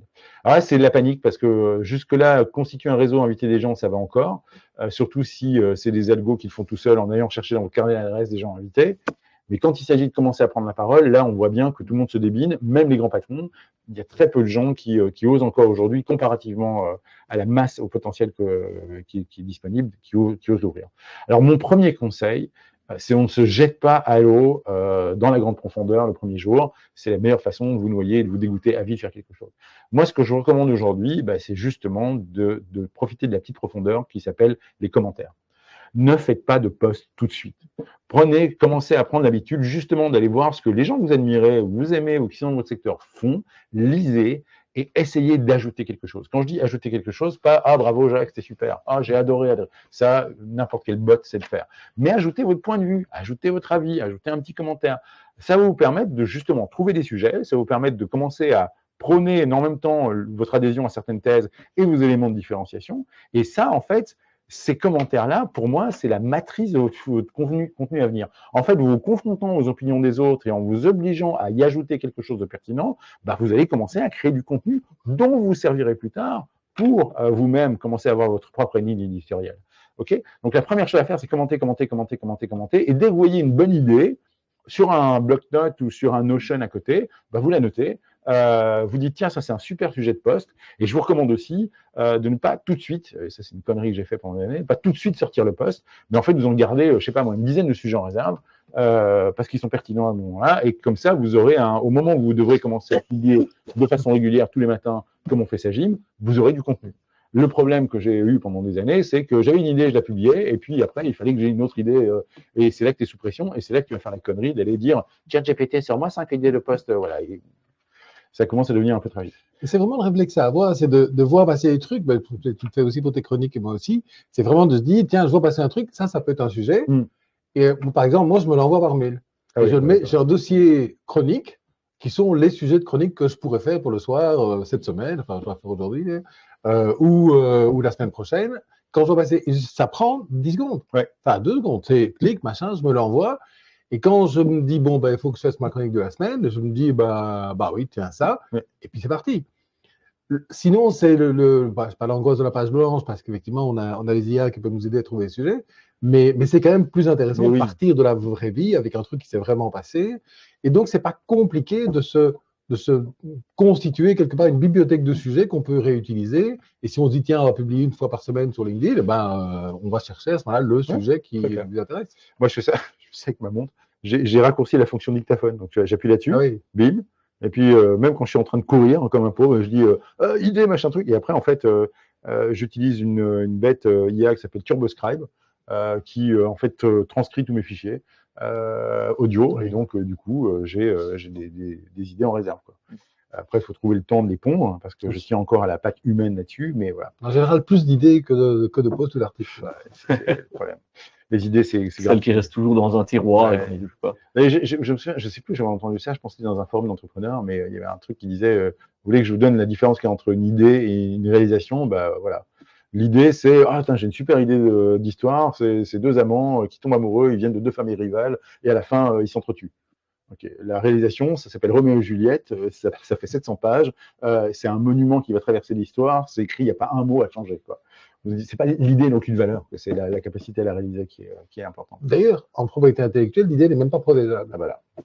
On ne peut pas protéger une idée.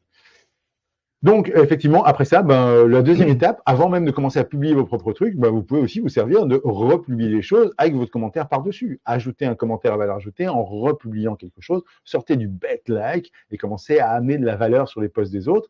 Et vous savez quoi? En commentant les publications des autres, ils vont vous avoir la bonne parce que quelque part, vous leur ramenez une part de trafic et vous leur ramenez une part d'intérêt et vous faites monter la notoriété de leur publication. Donc, c'est déjà un acte généreux. Si en plus, vous republiez de temps en temps ce qu'ils font avec votre petit commentaire au-dessus, vous leur faites encore plus plaisir. Donc, du coup, le lien avec vos fameuses baleines va continuer, ils vont commencer à s'intéresser à qui vous êtes. Et en même temps, vous diffusez leurs idées, donc un peu les vôtres, puisque vous avez les mêmes valeurs et les mêmes envies.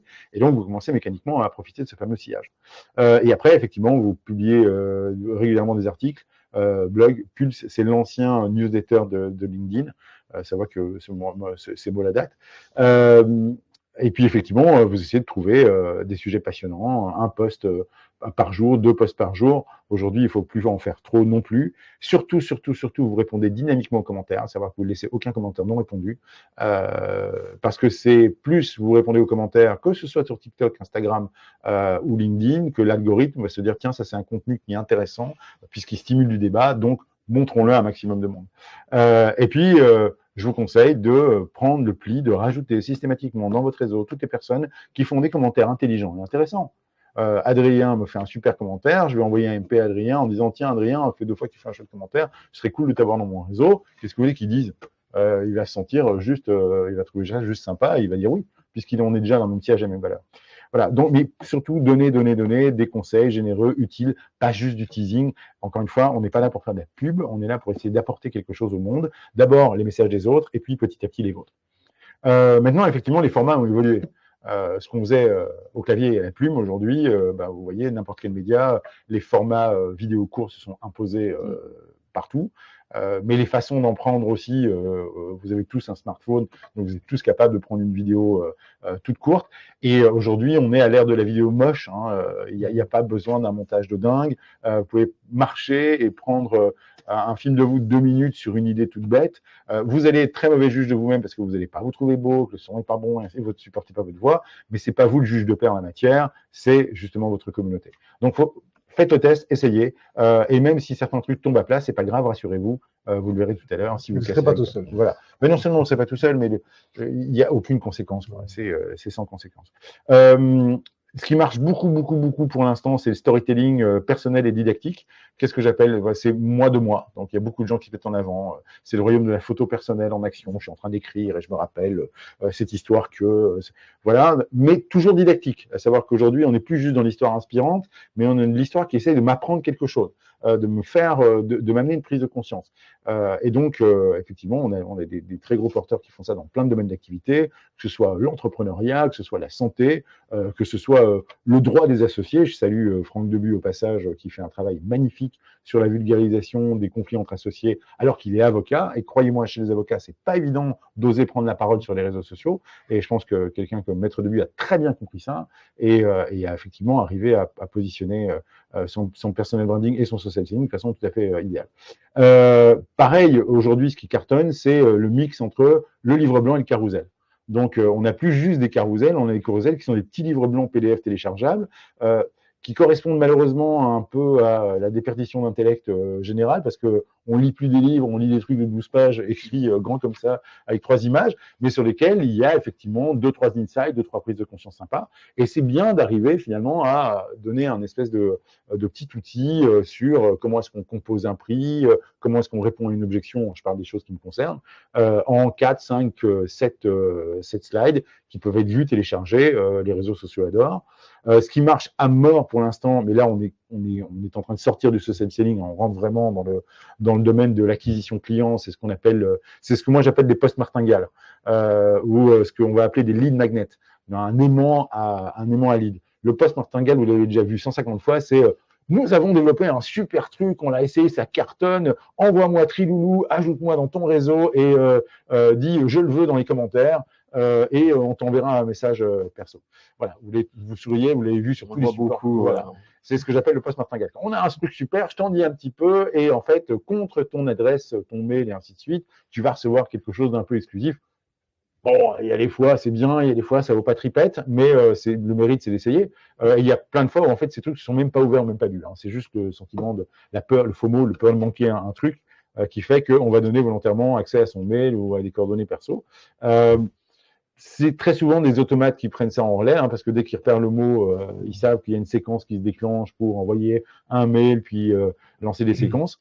Donc, ça existe. Je ne sais pas s'il faut l'utiliser trop, parce que je pense que c'est des modes qui vont passer. Mais effectivement, ce qui me désole de plus en plus, c'est la surabondance de contenu IA. Aujourd'hui, effectivement, tout le monde a l'air de faire ses posts sur ChatGPT. Jacques l'a dit, ils se ressemblent tous. Et en plus, il y a de plus en plus d'outils qui vous permettent de créer du contenu. Tapilo vous permet d'aller rédiger des posts avec votre ton de voix comme si c'était vous, mais c'est pas vous. Autored va vous proposer des accroches plus performantes, va vous proposer des call to action plus performants. Il va analyser votre mail, voilà, et vous faire des propositions avec des accroches qui cartonnent parce qu'ils en ont fait des milliers et qu'ils les étudient sans arrêt. Canva Pro vous permet de créer des images dont vous voulez. CapCut et Opus Clip vous permettent de prendre une vidéo d'1 heure et demie et d'en faire plein de petites séquences quasiment automatiquement, environ un monteur au passage. Voilà, on a aujourd'hui une création de contenu qui est assistée et facilitée. Est-ce que c'est une bonne chose? Comme tout, la bulle étant tout, je suppose que Jacques, il sourit, il sait ce qui suit. Toi aussi, tu l'as vu, j'imagine. Si vous n'avez pas vu l'horreur existentielle de l'usine à trombone, je vous conseille d'aller voir ce documentaire, docu-fiction d'1 heure. Il est disponible sur YouTube. Vous tapez usine à trombone et vous allez comprendre. Ça vous explique pourquoi trop d'IA tue l'IA et pourquoi à un moment donné, quand on donne une consigne à une IA, elle peut l'exécuter jusqu'à ce qu'on en crève tous. Là, en l'occurrence, l'exemple qu'il prend, c'est imaginons qu'on demande à une IA de faire des trombones sans arrêt, on finirait par péter l'univers pour continuer à faire des trombones. L'allégorie nous semble marrante, mais ce que je vois aujourd'hui sur les réseaux sociaux, c'est que c'est pas des trombones, c'est des contenus. Donc, on est en train de rentrer dans un monde où tous les contenus finissent par se ressembler avec les mêmes emojis, les mêmes bullet points, les mêmes fins de voilà, ça commence par dans un monde où et ça se termine par voilà.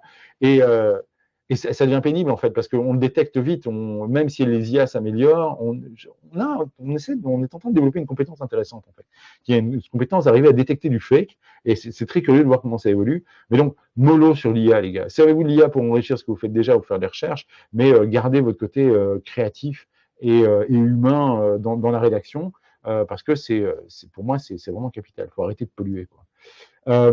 Les principes du contenu, ils sont toujours les mêmes. Il faut donner. Le but du jeu, c'est arriver à créer un contenu qui est utile. Si vous lisez Contagious de Jonah Berger, chercheur au MIT, qui a aussi écrit de Catalyst, qui est un autre très très bon bouquin, lui, il dit les contenus les plus viraux sur Internet sont d'abord les contenus qui sont utiles, qui me donnent un certain critère d'utilité, même si c'est de la fausse utilité. Hein. C'est pour ça qu'on télécharge des livres blancs, qui sont intéressants évidemment, et aussi qui mis sur certaines émotions. Et effectivement, il y a des émotions qui fonctionnent mieux que d'autres. La peur et la colère, c'est les émotions qui fonctionnent le mieux, malheureusement. D'accord ? Exemple récent, petites élections dans une des soi-disant plus grandes démocraties au monde. Voilà, vous misez sur la peur et la colère des gens, il se passe des trucs. Le dégoût fonctionne pas mal, la joie aussi. La tristesse ne fonctionne pas du tout. Donc vous pouvez faire des posts tristes. Là, vous êtes certain que vous allez continuer à pleurer dans votre coin parce que la viralité des posts tristes, visiblement, des contenus tristes, est très faible. Mais ça me permet aussi de rebondir sur le webinaire qu'on a fait justement il y a un mois avec Étienne Groncet. Justement aussi, ça dépend un peu du champ d'action. Par exemple, une ONG, UNICEF ira plutôt miser sur des posts tristes pour aller susciter une émotion qui est « j'ai envie d'aider ». Oui, mais je pense qu'elle a tout intérêt à plutôt jouer sur la colère en disant que ça m'est insupportable. Aussi, parce que la tristesse te donne pas, émotionnellement parlant, je ne suis pas neuropsychologue, mais de ce que j'en lis et ce que je comprends, elle n'a pas le même pouvoir de passage à l'action. C'est-à-dire que la tristesse, en fait, on attend qu'elle s'en aille. La colère, elle nous mobilise à faire quelque chose. Et donc, la colère est beaucoup plus mobilisatrice d'action. Quand tu vois des émotions de base, la colère te pousse à agir et la peur te pousse à fuir, donc à agir aussi. La tristesse, elle est juste là pour être exprimée et puis s'éteindre. Et donc, effectivement, elle a moins de pouvoir de mobilisation. Enfin, c'est ce que Berger dit et j'ai tendance à le croire. J'ai rarement dans ma boîte mail des choses que... Moi, j'ai rarement envoyé un mail en disant « T'as vu, c'est triste ». Par contre, on m'a dit « T'as vu, c'est scandaleux ». Oui, ça, j'en ai plein, quoi. Il faut que ce soit identifiant. Donc, moi, je me retrouve dedans, non interruptif.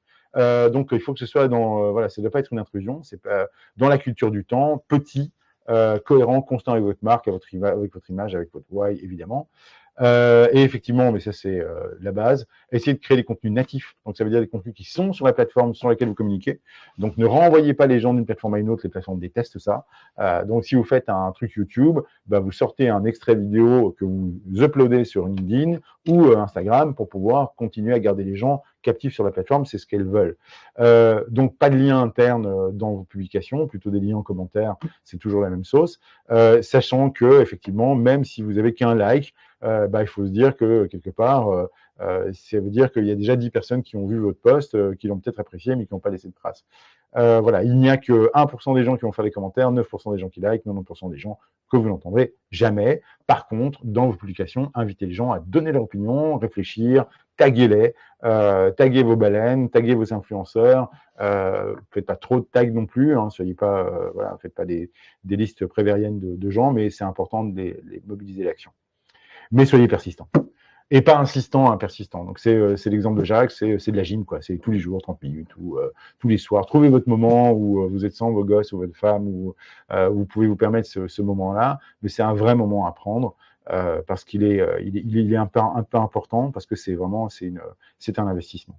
Et dites-vous aussi, un autre truc, c'est que les contenus sont éternels. Parce qu'une fois qu'un contenu est créé, il peut servir encore et encore et encore. Et justement, là, c'est le bon côté de l'IA. Une IA peut vous aider à recycler un contenu qui a été bien fait. Donc, avec une IA et un peu de temps, vous transformez une chronique de Jacques en 5 tweets, vous transformez une chronique de Jacques en 5 citations avec une chouette image faite sur Canva Pro, en 5 même rigolos, en un carrousel de 5 à 10 pages, en 2 à 4 vidéos courtes, et inversement. Donc, je peux prendre un sujet d'un post court et essayer de le développer sous un format plus long. Il y a tout ça à faire. Et trop peu de gens le font, en fait. Ils estiment d'eux-mêmes qu'ils l'ont déjà dit. Alors, si je l'ai déjà dit, pourquoi voulez-vous que je le redise ? En fait, non. Parce qu'en fait, comme votre audience va grimper et va monter, d'abord, elle perd la mémoire, comme tout le monde. Bis repetita placent très souvent. Et ensuite, tous les nouveaux, eux, ils n'ont pas vu ce que vous avez publié il y a 3 ans ou à 5 ans. Pourquoi vous allez les priver de ça? Donc, recyclez vos contenus. Quand vous avez publié quelque chose qui est bien, il est là, il est disponible et il peut servir de base de republication. Boum. Donc, ma question à moi, et je voulais savoir s'il reste encore des gens vivants dans l'audience, c'est qu'est-ce qui vous retient, vous, de publier? Parce que c'est vraiment, c'est ça l'équation qu'on doit résoudre, quoi. Qu'est-ce qui vous retient encore aujourd'hui de publier si tant est que vous soyez retenu? Isabelle a la fameuse crainte de ne pas avoir d'interaction, ce qui est logique. Le temps aussi, hein, parce que comme on le dit, hein, il faut avoir cette persistance et donc ça prend du temps dans des journées qui sont parfois bien chargées. Paul est d'accord aussi. C'est un réflexe, c'est comme, j'aime bien ta comparaison avec la salle de gym. On n'a pas le temps d'aller à la salle de gym. On sait quoi, si on garde son agenda, mais finalement, c'est vraiment la persistance qui va le faire. Enfin, personnellement, moi, le matin, après, dans ma routine matinale, il y a une demi-heure de LinkedIn. Ouais. Jacques est quelqu'un de discipliné, moi je ne le suis pas, donc moi je vais me faire violence, effectivement. Mais j'aime beaucoup Daniel Pennac, grand auteur, ex-professeur de français, et il avait dans son ouvrage Comme un roman, qui est un essai sur la lecture, il a cette phrase que je trouve géniale qui dit « Lire, c'est toujours du temps volé ». Les réseaux sociaux aussi, hein, c'est toujours un peu du temps volé. Vous allez devoir le prendre sur quelque chose. Vous allez devoir forcément le prendre sur une autre activité. Voilà, peut-être pas sur une vie de famille, tant mieux. Peut-être sur la petite série du soir qui présente pas beaucoup d'intérêt. Mais à tous ceux qui manquent de temps, je vous mets au défi. Alors, je vous jette absolument pas la pierre, hein, mais est-ce que vous avez déjà calculé le temps que vous passez sur les réseaux sociaux à scroller passivement? Parce que sur ce temps-là, je pense que vous pouvez déjà en récupérer pas mal. D'ailleurs, sur les smartphones, maintenant, il y a moyen de savoir le temps qu'on a passé, et c'est un truc vachement intéressant. C'est regarder quel est l'emploi du temps qu'on a sur son smartphone. À mon avis, on peut récupérer une demi-heure facilement. Je pense qu'on est tous sur les réseaux sociaux, et il faut comprendre que de toute façon, on y est. C'est-à-dire que de toute façon, on scrolle. Alors, c'est l'image de la jungle. Le numérique, c'est une nouvelle jungle. C'est soit vous êtes mangé, soit vous mangez.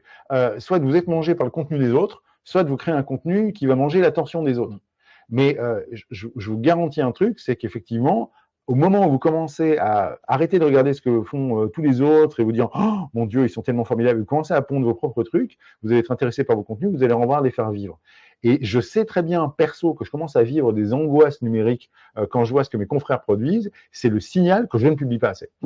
Parce que je commence trop à me comparer aux autres et je suis en train de me dire « Non, mais c'est parce qu'en fait, là, je suis en train de me faire manger par le contenu des autres. Le but, c'est créer un contenu qui nourrisse les autres. » On a Raphaël qui dit la crainte de faire un mauvais départ et de perdre en crédibilité. Véronique dit c'est en effet décourageant de regarder le contenu des autres. Mais donc pour éviter le mauvais départ, on l'a dit, donc commencez par commenter. Puis vous pourrez grandir petit à petit après. Et la crainte de n'avoir aucune interaction, vous n'aurez aucune interaction au départ. C'est normal, donc ne craignez pas ça, vous allez déjà l'avoir.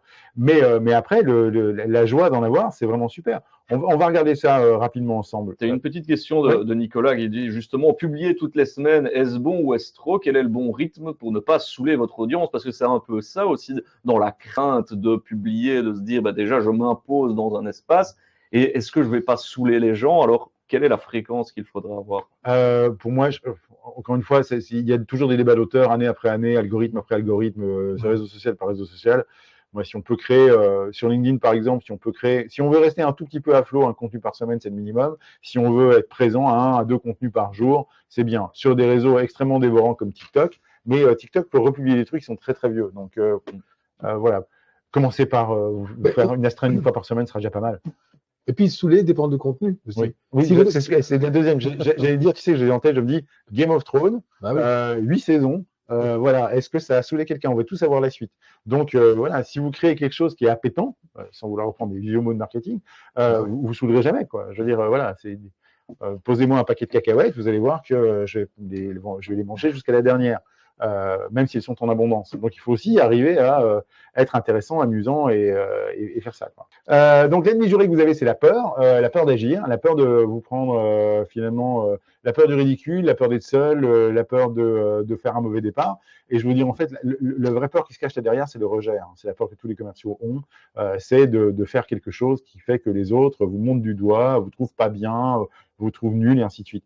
Et je vous rassure, c'est pas lié à votre personnalité. Vous êtes né avec la peur du rejet. C'est une condition de survie d'Homo sapiens qui a besoin d'un groupe social pour survivre dans les 10 premières années de sa vie au minimum, et qui, s'il sait très bien que s'il se fait rejeter par son groupe social de base, il va en mourir. Donc aujourd'hui, vous avez la même le même frein que tout le monde. C'est pas parce que vous avez eu personnellement une mauvaise expérience ou que vous êtes timide, que vous avez peur du rejet, vous êtes né avec. Sauf que vous vivez plus dans des conditions où même si quelqu'un vous rejette, vous n'allez plus avoir à manger. Donc à la base, au contraire, moi je voudrais qu'on revienne sur cette image, c'est si vous ne faites rien et si vous ne prenez pas votre place d'audience, qu'en fait vous allez mourir. Par contre, si vous commencez à prendre votre part d'audience, vous allez la prendre sur des autres. Et croyez-moi, il y a des marges dans l'imbécilité des gens. Vous avez certainement des choses beaucoup plus intéressantes à dire que les 3/4 des trucs qu'on voit sur les réseaux sociaux. Et puis, il ne faut pas avoir peur des haters. Vous allez avoir des gens qui vont liker votre contenu et des gens qui vont détester. Mais Voilà. c'est pas grave. Ce sont rien de pire que l'indifférence.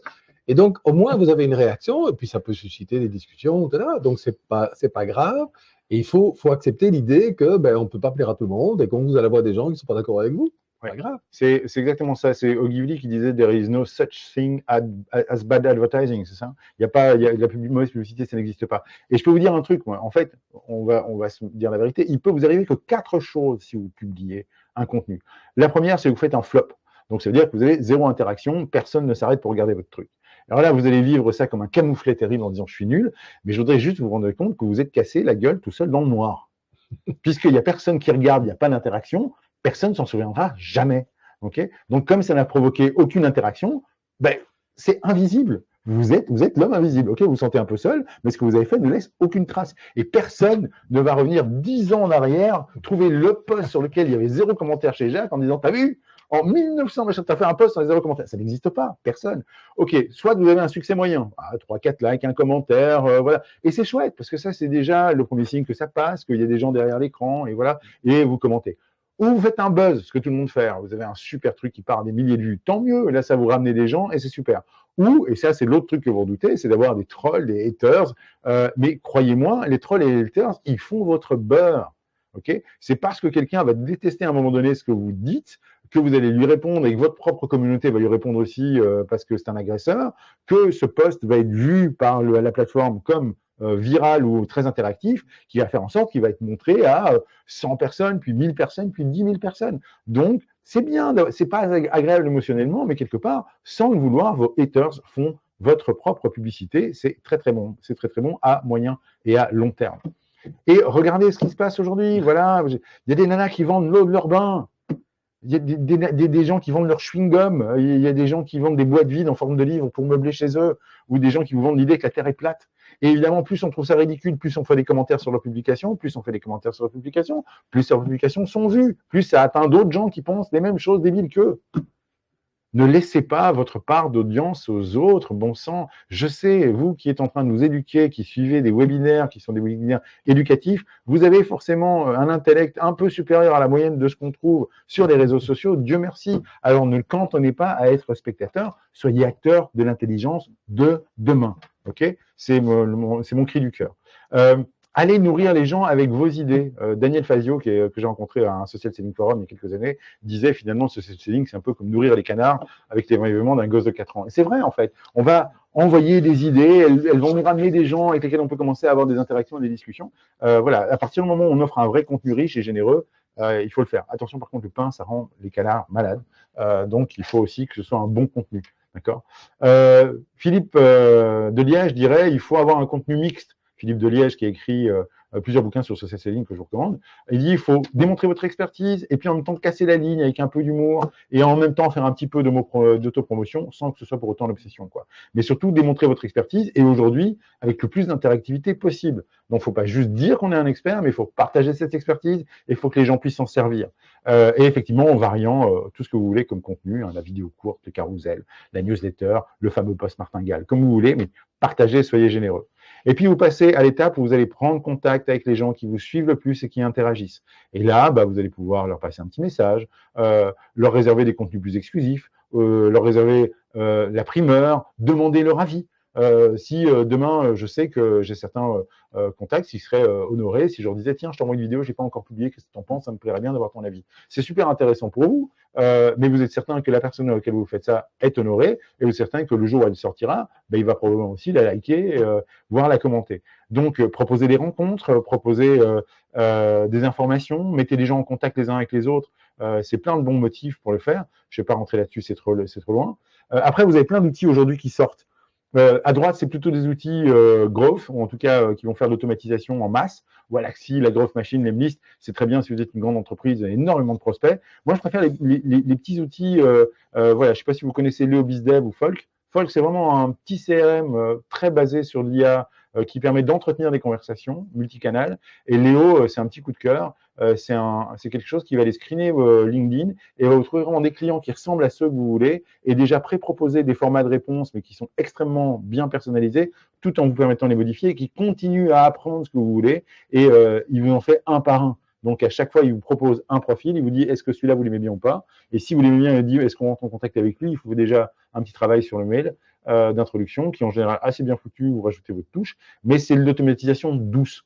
C'est vraiment ce que j'estime d'être dans l'automatisation le plus humain aujourd'hui, quoi. Et puis, ne vous privez pas. Ça, c'est bon. Tout le monde va essayer de prendre un screenshot de ça parce que j'adore. Jacques, donne-moi un chiffre entre 0 et 999. 7. Quoi 7. 7. Oui, entre. Ouais, il faut quand même. Il faut 3 chiffres, en fait. Entre 0. 422. 422, c'est mieux. Alors, 422, tu vas envoyer une mise en relation par vidéo liée à un SMS. Voilà. Okay. Vous vous rendez compte qu'aujourd'hui, on a une matrice foisonnante d'opportunités d'aller contacter les gens avec plein de supports et plein de formats. C'est juste débile. Moi, de mon temps, on devait contacter les gens sur un gros téléphone en bakélite ou éventuellement leur envoyer du courrier, quoi. C'est tout. Et un fax dans le temps. Voilà. Aujourd'hui, vous avez accès à une machine à pouvoir varier et créer des contenus qui est incroyable. Vous pouvez envoyer une information en texte court via WhatsApp, vous pouvez envoyer des félicitations en photo via LinkedIn. En fait, tous les formats sont possibles, imaginables, et vous pouvez vous éclater autant que vous voulez. Et personne n'exploite ça. On reste collé sur les mêmes canaux avec les mêmes messages. Si vous voulez aussi animer vos audiences et vos communautés, faites ça. Effectivement, ça, je redis ce que j'ai déjà dit tout à l'heure. Le but du jeu, c'est ne cherchez pas à faire des spectateurs, mais des acteurs. On est dans la volonté de créer des communautés. Je viens de réaliser d'ailleurs que la seule différence entre un acteur et un acheteur, c'est un H. C'est assez rigolo. Donc, les acheteurs, c'est des humains, c'est des acteurs humains. Donc, le but du jeu, c'est effectivement arriver aussi à les amener dans d'autres supports. Donc, quand quelqu'un vous a connecté sur un support, vous allez l'amener sur d'autres réseaux parce que vous êtes toujours victime du fait qu'un réseau décide de fermer, ça peut arriver, ou de vous bannir, ça peut arriver aussi. Et puis, vous essayez de vous les approprier. Et aujourd'hui, ce qui marche très bien, c'est les groupes privés WhatsApp. Je sais, une communauté, Dr. Sales, si vous voulez, voilà, auquel vous pouvez vous abonner. Mais sans rire, effectivement, c'est un chouette moyen de continuer à garder la conversation, tout en vous assurant quelque part de continuer à entretenir un lien un peu plus personnel et de faciliter le passage à l'acte. Donc, amenez les gens sur des groupes privés et puis amenez-les sur des vrais forums de conversation réels. Inscrivez-vous à un business club, invitez les gens à des conférences, dites que vous allez les voir à un événement, faites un mix entre la vie réelle et la vie en ligne. Voire même quand vous êtes à un événement, bah, vous sortez X et vous commentez l'événement ou vous filmez live pendant le truc et vous faites du bien à l'événement et en même temps vous vous connectez aux gens qui sont dans la salle. Aujourd'hui, on peut être un peu dans l'ubiquité, en même temps en ligne, en même temps hors ligne, sur des événements intéressants. Profitez-en, les cercles d'affaires, il y en a plein, ils sont très très chouettes. Petit coup de cœur pour le cercle Wallonie-Bruxelles. Mais effectivement, allez-y parce que c'est important, à mon avis, de n'importe quelle personne qui fait un tout petit peu de business. Et puis, surtout, humain avant tout. Le social selling, c'est du temps, de la patience, de l'amour, et ça, malheureusement, c'est pas facilement automatisable. Ok. Donc, si vous mettez du beau, un peu de votre cœur dedans, ça en sera que plus précieux. Hein. Apprivoiser, comme disait le renard au Petit Prince, ça veut dire créer des liens. Et bien, ce que je vous demande, en fait, c'est pas faire des clients, c'est apprivoiser votre communauté. Vous créez une communauté qui vous aime, qui vous suit et qui a envie de vous suivre loin. Et puis, vous concrétisez. À partir du moment où vous avez des contacts, vous les rencontrez, vous avez pris un café, vous avez un rendez-vous avec eux, ben, vous pouvez commencer à faire du business avec des gens que vous appréciez et qui vous apprécient. Et c'est là tout le mal que je vous souhaite. Et puis, bah, vous calculez. Et vous allez voir que si vous faites le calcul, entre des efforts de prospection à froid, même s'ils peuvent être faits beaucoup plus ponctuellement et violemment, et un social selling en musique de fond qui peut faire augmenter votre audience, votre communauté et vos opportunités, sur le long terme, le social selling est imbattable. Des gens qui ont un bon social selling, je vous le dis en douce, plus jamais, ok, parce qu'ils ont créé un écosystème qui va les nourrir tout seul. D'accord. J'en connais, pas loin, j'en connais, et effectivement, je connais plein de gens qui ne doivent plus vivre du fait d'aller faire des démarches simplement parce qu'ils ont créé le social selling suffisant. Voilà, donc je vais vous passer des taux de calcul, mais effectivement, c'est Jean-François Messier qui montrait qu'en fait, il économisait à peu près 87 jours pour le même effort commercial s'il passait par du social selling que par des méthodes traditionnelles. Donc voilà, le but du jeu, c'est aller trouver des gens, vivre des coups de fil professionnels tous les jours et effectivement le meilleur moment pour commencer, c'est maintenant. Le proverbe chinois dit le meilleur moment pour planter un arbre, c'était il y a 20 ans. Le deuxième meilleur moment pour le planter, c'est aujourd'hui. Commencez petit, même si vous rêvez grand, mais surtout, commencez. Je quasiment termine par ceci. Je suis énormément Gary Vaynerchuk, qui est un de mes influenceurs, moi, préférés, parce que le mec est full sur l'empathie, c'est une marque à lui tout seul, il se la raconte pas, il est vraiment authentiquement généreux. Et il a toujours un 15 d'avance sur les réseaux sociaux. Et ce qu'il est en train de dire dans ses dernières publications d'il y a 1 ou 2 mois, il est persistant là-dessus, c'est de dire on va passer de l'ère du social media à l'interest media. Le social media, c'était votre communauté, vos amis, ainsi de suite. L'interest media, c'est les algos ont tellement bien compris qui vous êtes et ce que vous voulez qu'ils vont vous amener ce contenu. Et donc, si vous, justement, vous n'avez pas vous-même un contenu à amener et que l'IA n'identifie pas clairement qu'est-ce que vous amenez comme type de contenu, vous n'allez pas pouvoir trouver vos clients suivants parce que l'IA ne va pas savoir à qui envoyer votre contenu. Donc, ce que Gary fait en quelque sorte, c'est vous inviter à vous spécialiser sur quelque chose pour que ce soit lisible et que après juste votre réseau social, des gens qui sont intéressés par les mêmes propos puissent être connectés à votre contenu assez rapidement. Est-ce que vous avez des questions avant qu'on termine? Je n'en vois pas. Je vois un boost pour se faire connaître. Excellent. Maintenant, nous dit Raphaël, justement, pour l'avenir du social selling. En tout cas, son avenir à lui. Qu'est-ce qu'on va agir là maintenant? Mais non, on n'a pas de questions. On a eu une audience relativement calme qui buvait tes paroles. Ou qui dort ou qui déjeune déjà. Sylvain qui est en train de taper un truc. Voilà, un boost pour se faire connaître, oui, mais vraiment, le message en dehors de tout ce que j'ai pu dire, c'est prenez votre part d'audience. Prenez-la, ne la laissez pas aux autres. Essayez de rendre le monde un peu meilleur, un peu plus intelligent que de la laisser à tous les gens qui ont des croyances médiévales ou qui vendent effectivement de l'air des montagnes en canette ou des livres vides. Le monde a besoin de gens intelligents qui utilisent des médias pour s'exprimer plutôt que de laisser leur parole aux autres. J'ai quelques trucs. Il y a le livre de Philippe Deliège, Être connu d'avance, accélère la vente, c'est le social selling. Le plus didactique, il est marrant, c'est le social selling expliqué à mon boss. Le plus ancien et le plus fondamental, c'est Social Selling de Tim Hughes, je pense. Et j'aime beaucoup le Everybody Writes de Han Hedley. Et le LinkedIn Playbook de Adam Wallan, qui a été réédité en 2022, est vraiment pas mal non plus. Voilà quelques petits ouvrages, capture d'écran, et puis un petit tour sur une autre plateforme que celle que vous avez l'habitude d'aller voir tout le temps, la plateforme plutôt, je sais pas moi, locale, ce serait bien. Pensez à votre libraire. Votre libraire, c'est du vrai réseau social. Intéressant et valable aussi bien en B2B qu'en B2C, à creuser pour moi, nous dit Gauthier. Question de Raphaël, est-ce qu'il faut respecter le style du réseau social? Est-ce que c'est important? Chaque réseau a son public, et en tout cas le ton, du moins, je dirais. Oui et non, je pense qu'aujourd'hui, c'est en train de tomber. Facebook pour les boomers, TikTok pour les moins de 15 ans, et ainsi de suite. Aujourd'hui, j'ai des collègues de 50 ans qui sont sur TikTok et qui s'en sortent pas mal. Et je commence à voir des petits jeunes qui font du call avec des bandanas et des casquettes à l'envers sur LinkedIn, et ils s'en sortent pas mal non plus. Donc, je pense qu'au contraire, on a peut-être intérêt de temps en temps à casser les codes. Vous avez vu l'histoire de ce mathématicien qui essayait de vendre ses cours en ligne. Tu connais l'histoire? C'est un mathématicien, je pense asiatique, mais qui enseignait dans de grandes universités anglaises et américaines, et il publiait ses cours en ligne. Il avait une audience nulle, et il a trouvé une idée absolument géniale. Il a réussi à faire un carton incroyable avec ses vidéos. Il les a mis sur un site porno. Et donc, tous les gens qui étaient sur ces sites ont vu la vignette avec ce prof de maths. Ils ont tous dit, mais qu'est-ce que c'est que ce truc? Et il y a un taux de visionnage de ces contenus qui est explosé, et le mec est devenu extrêmement célèbre. De l'idée de ne pas forcément respecter le contenu et le cadre d'un réseau social. Vous pouvez essayer les choses. Très intéressant pour moi qui travaille dans le social marketing NGO international, nous dit Ludwin. Un grand merci encore. Laurent, merci pour votre invitation à tous les deux. C'est toujours une joie. À bientôt. Merci. À bientôt, cher public. À la semaine prochaine. Bonne journée. Sur les réseaux.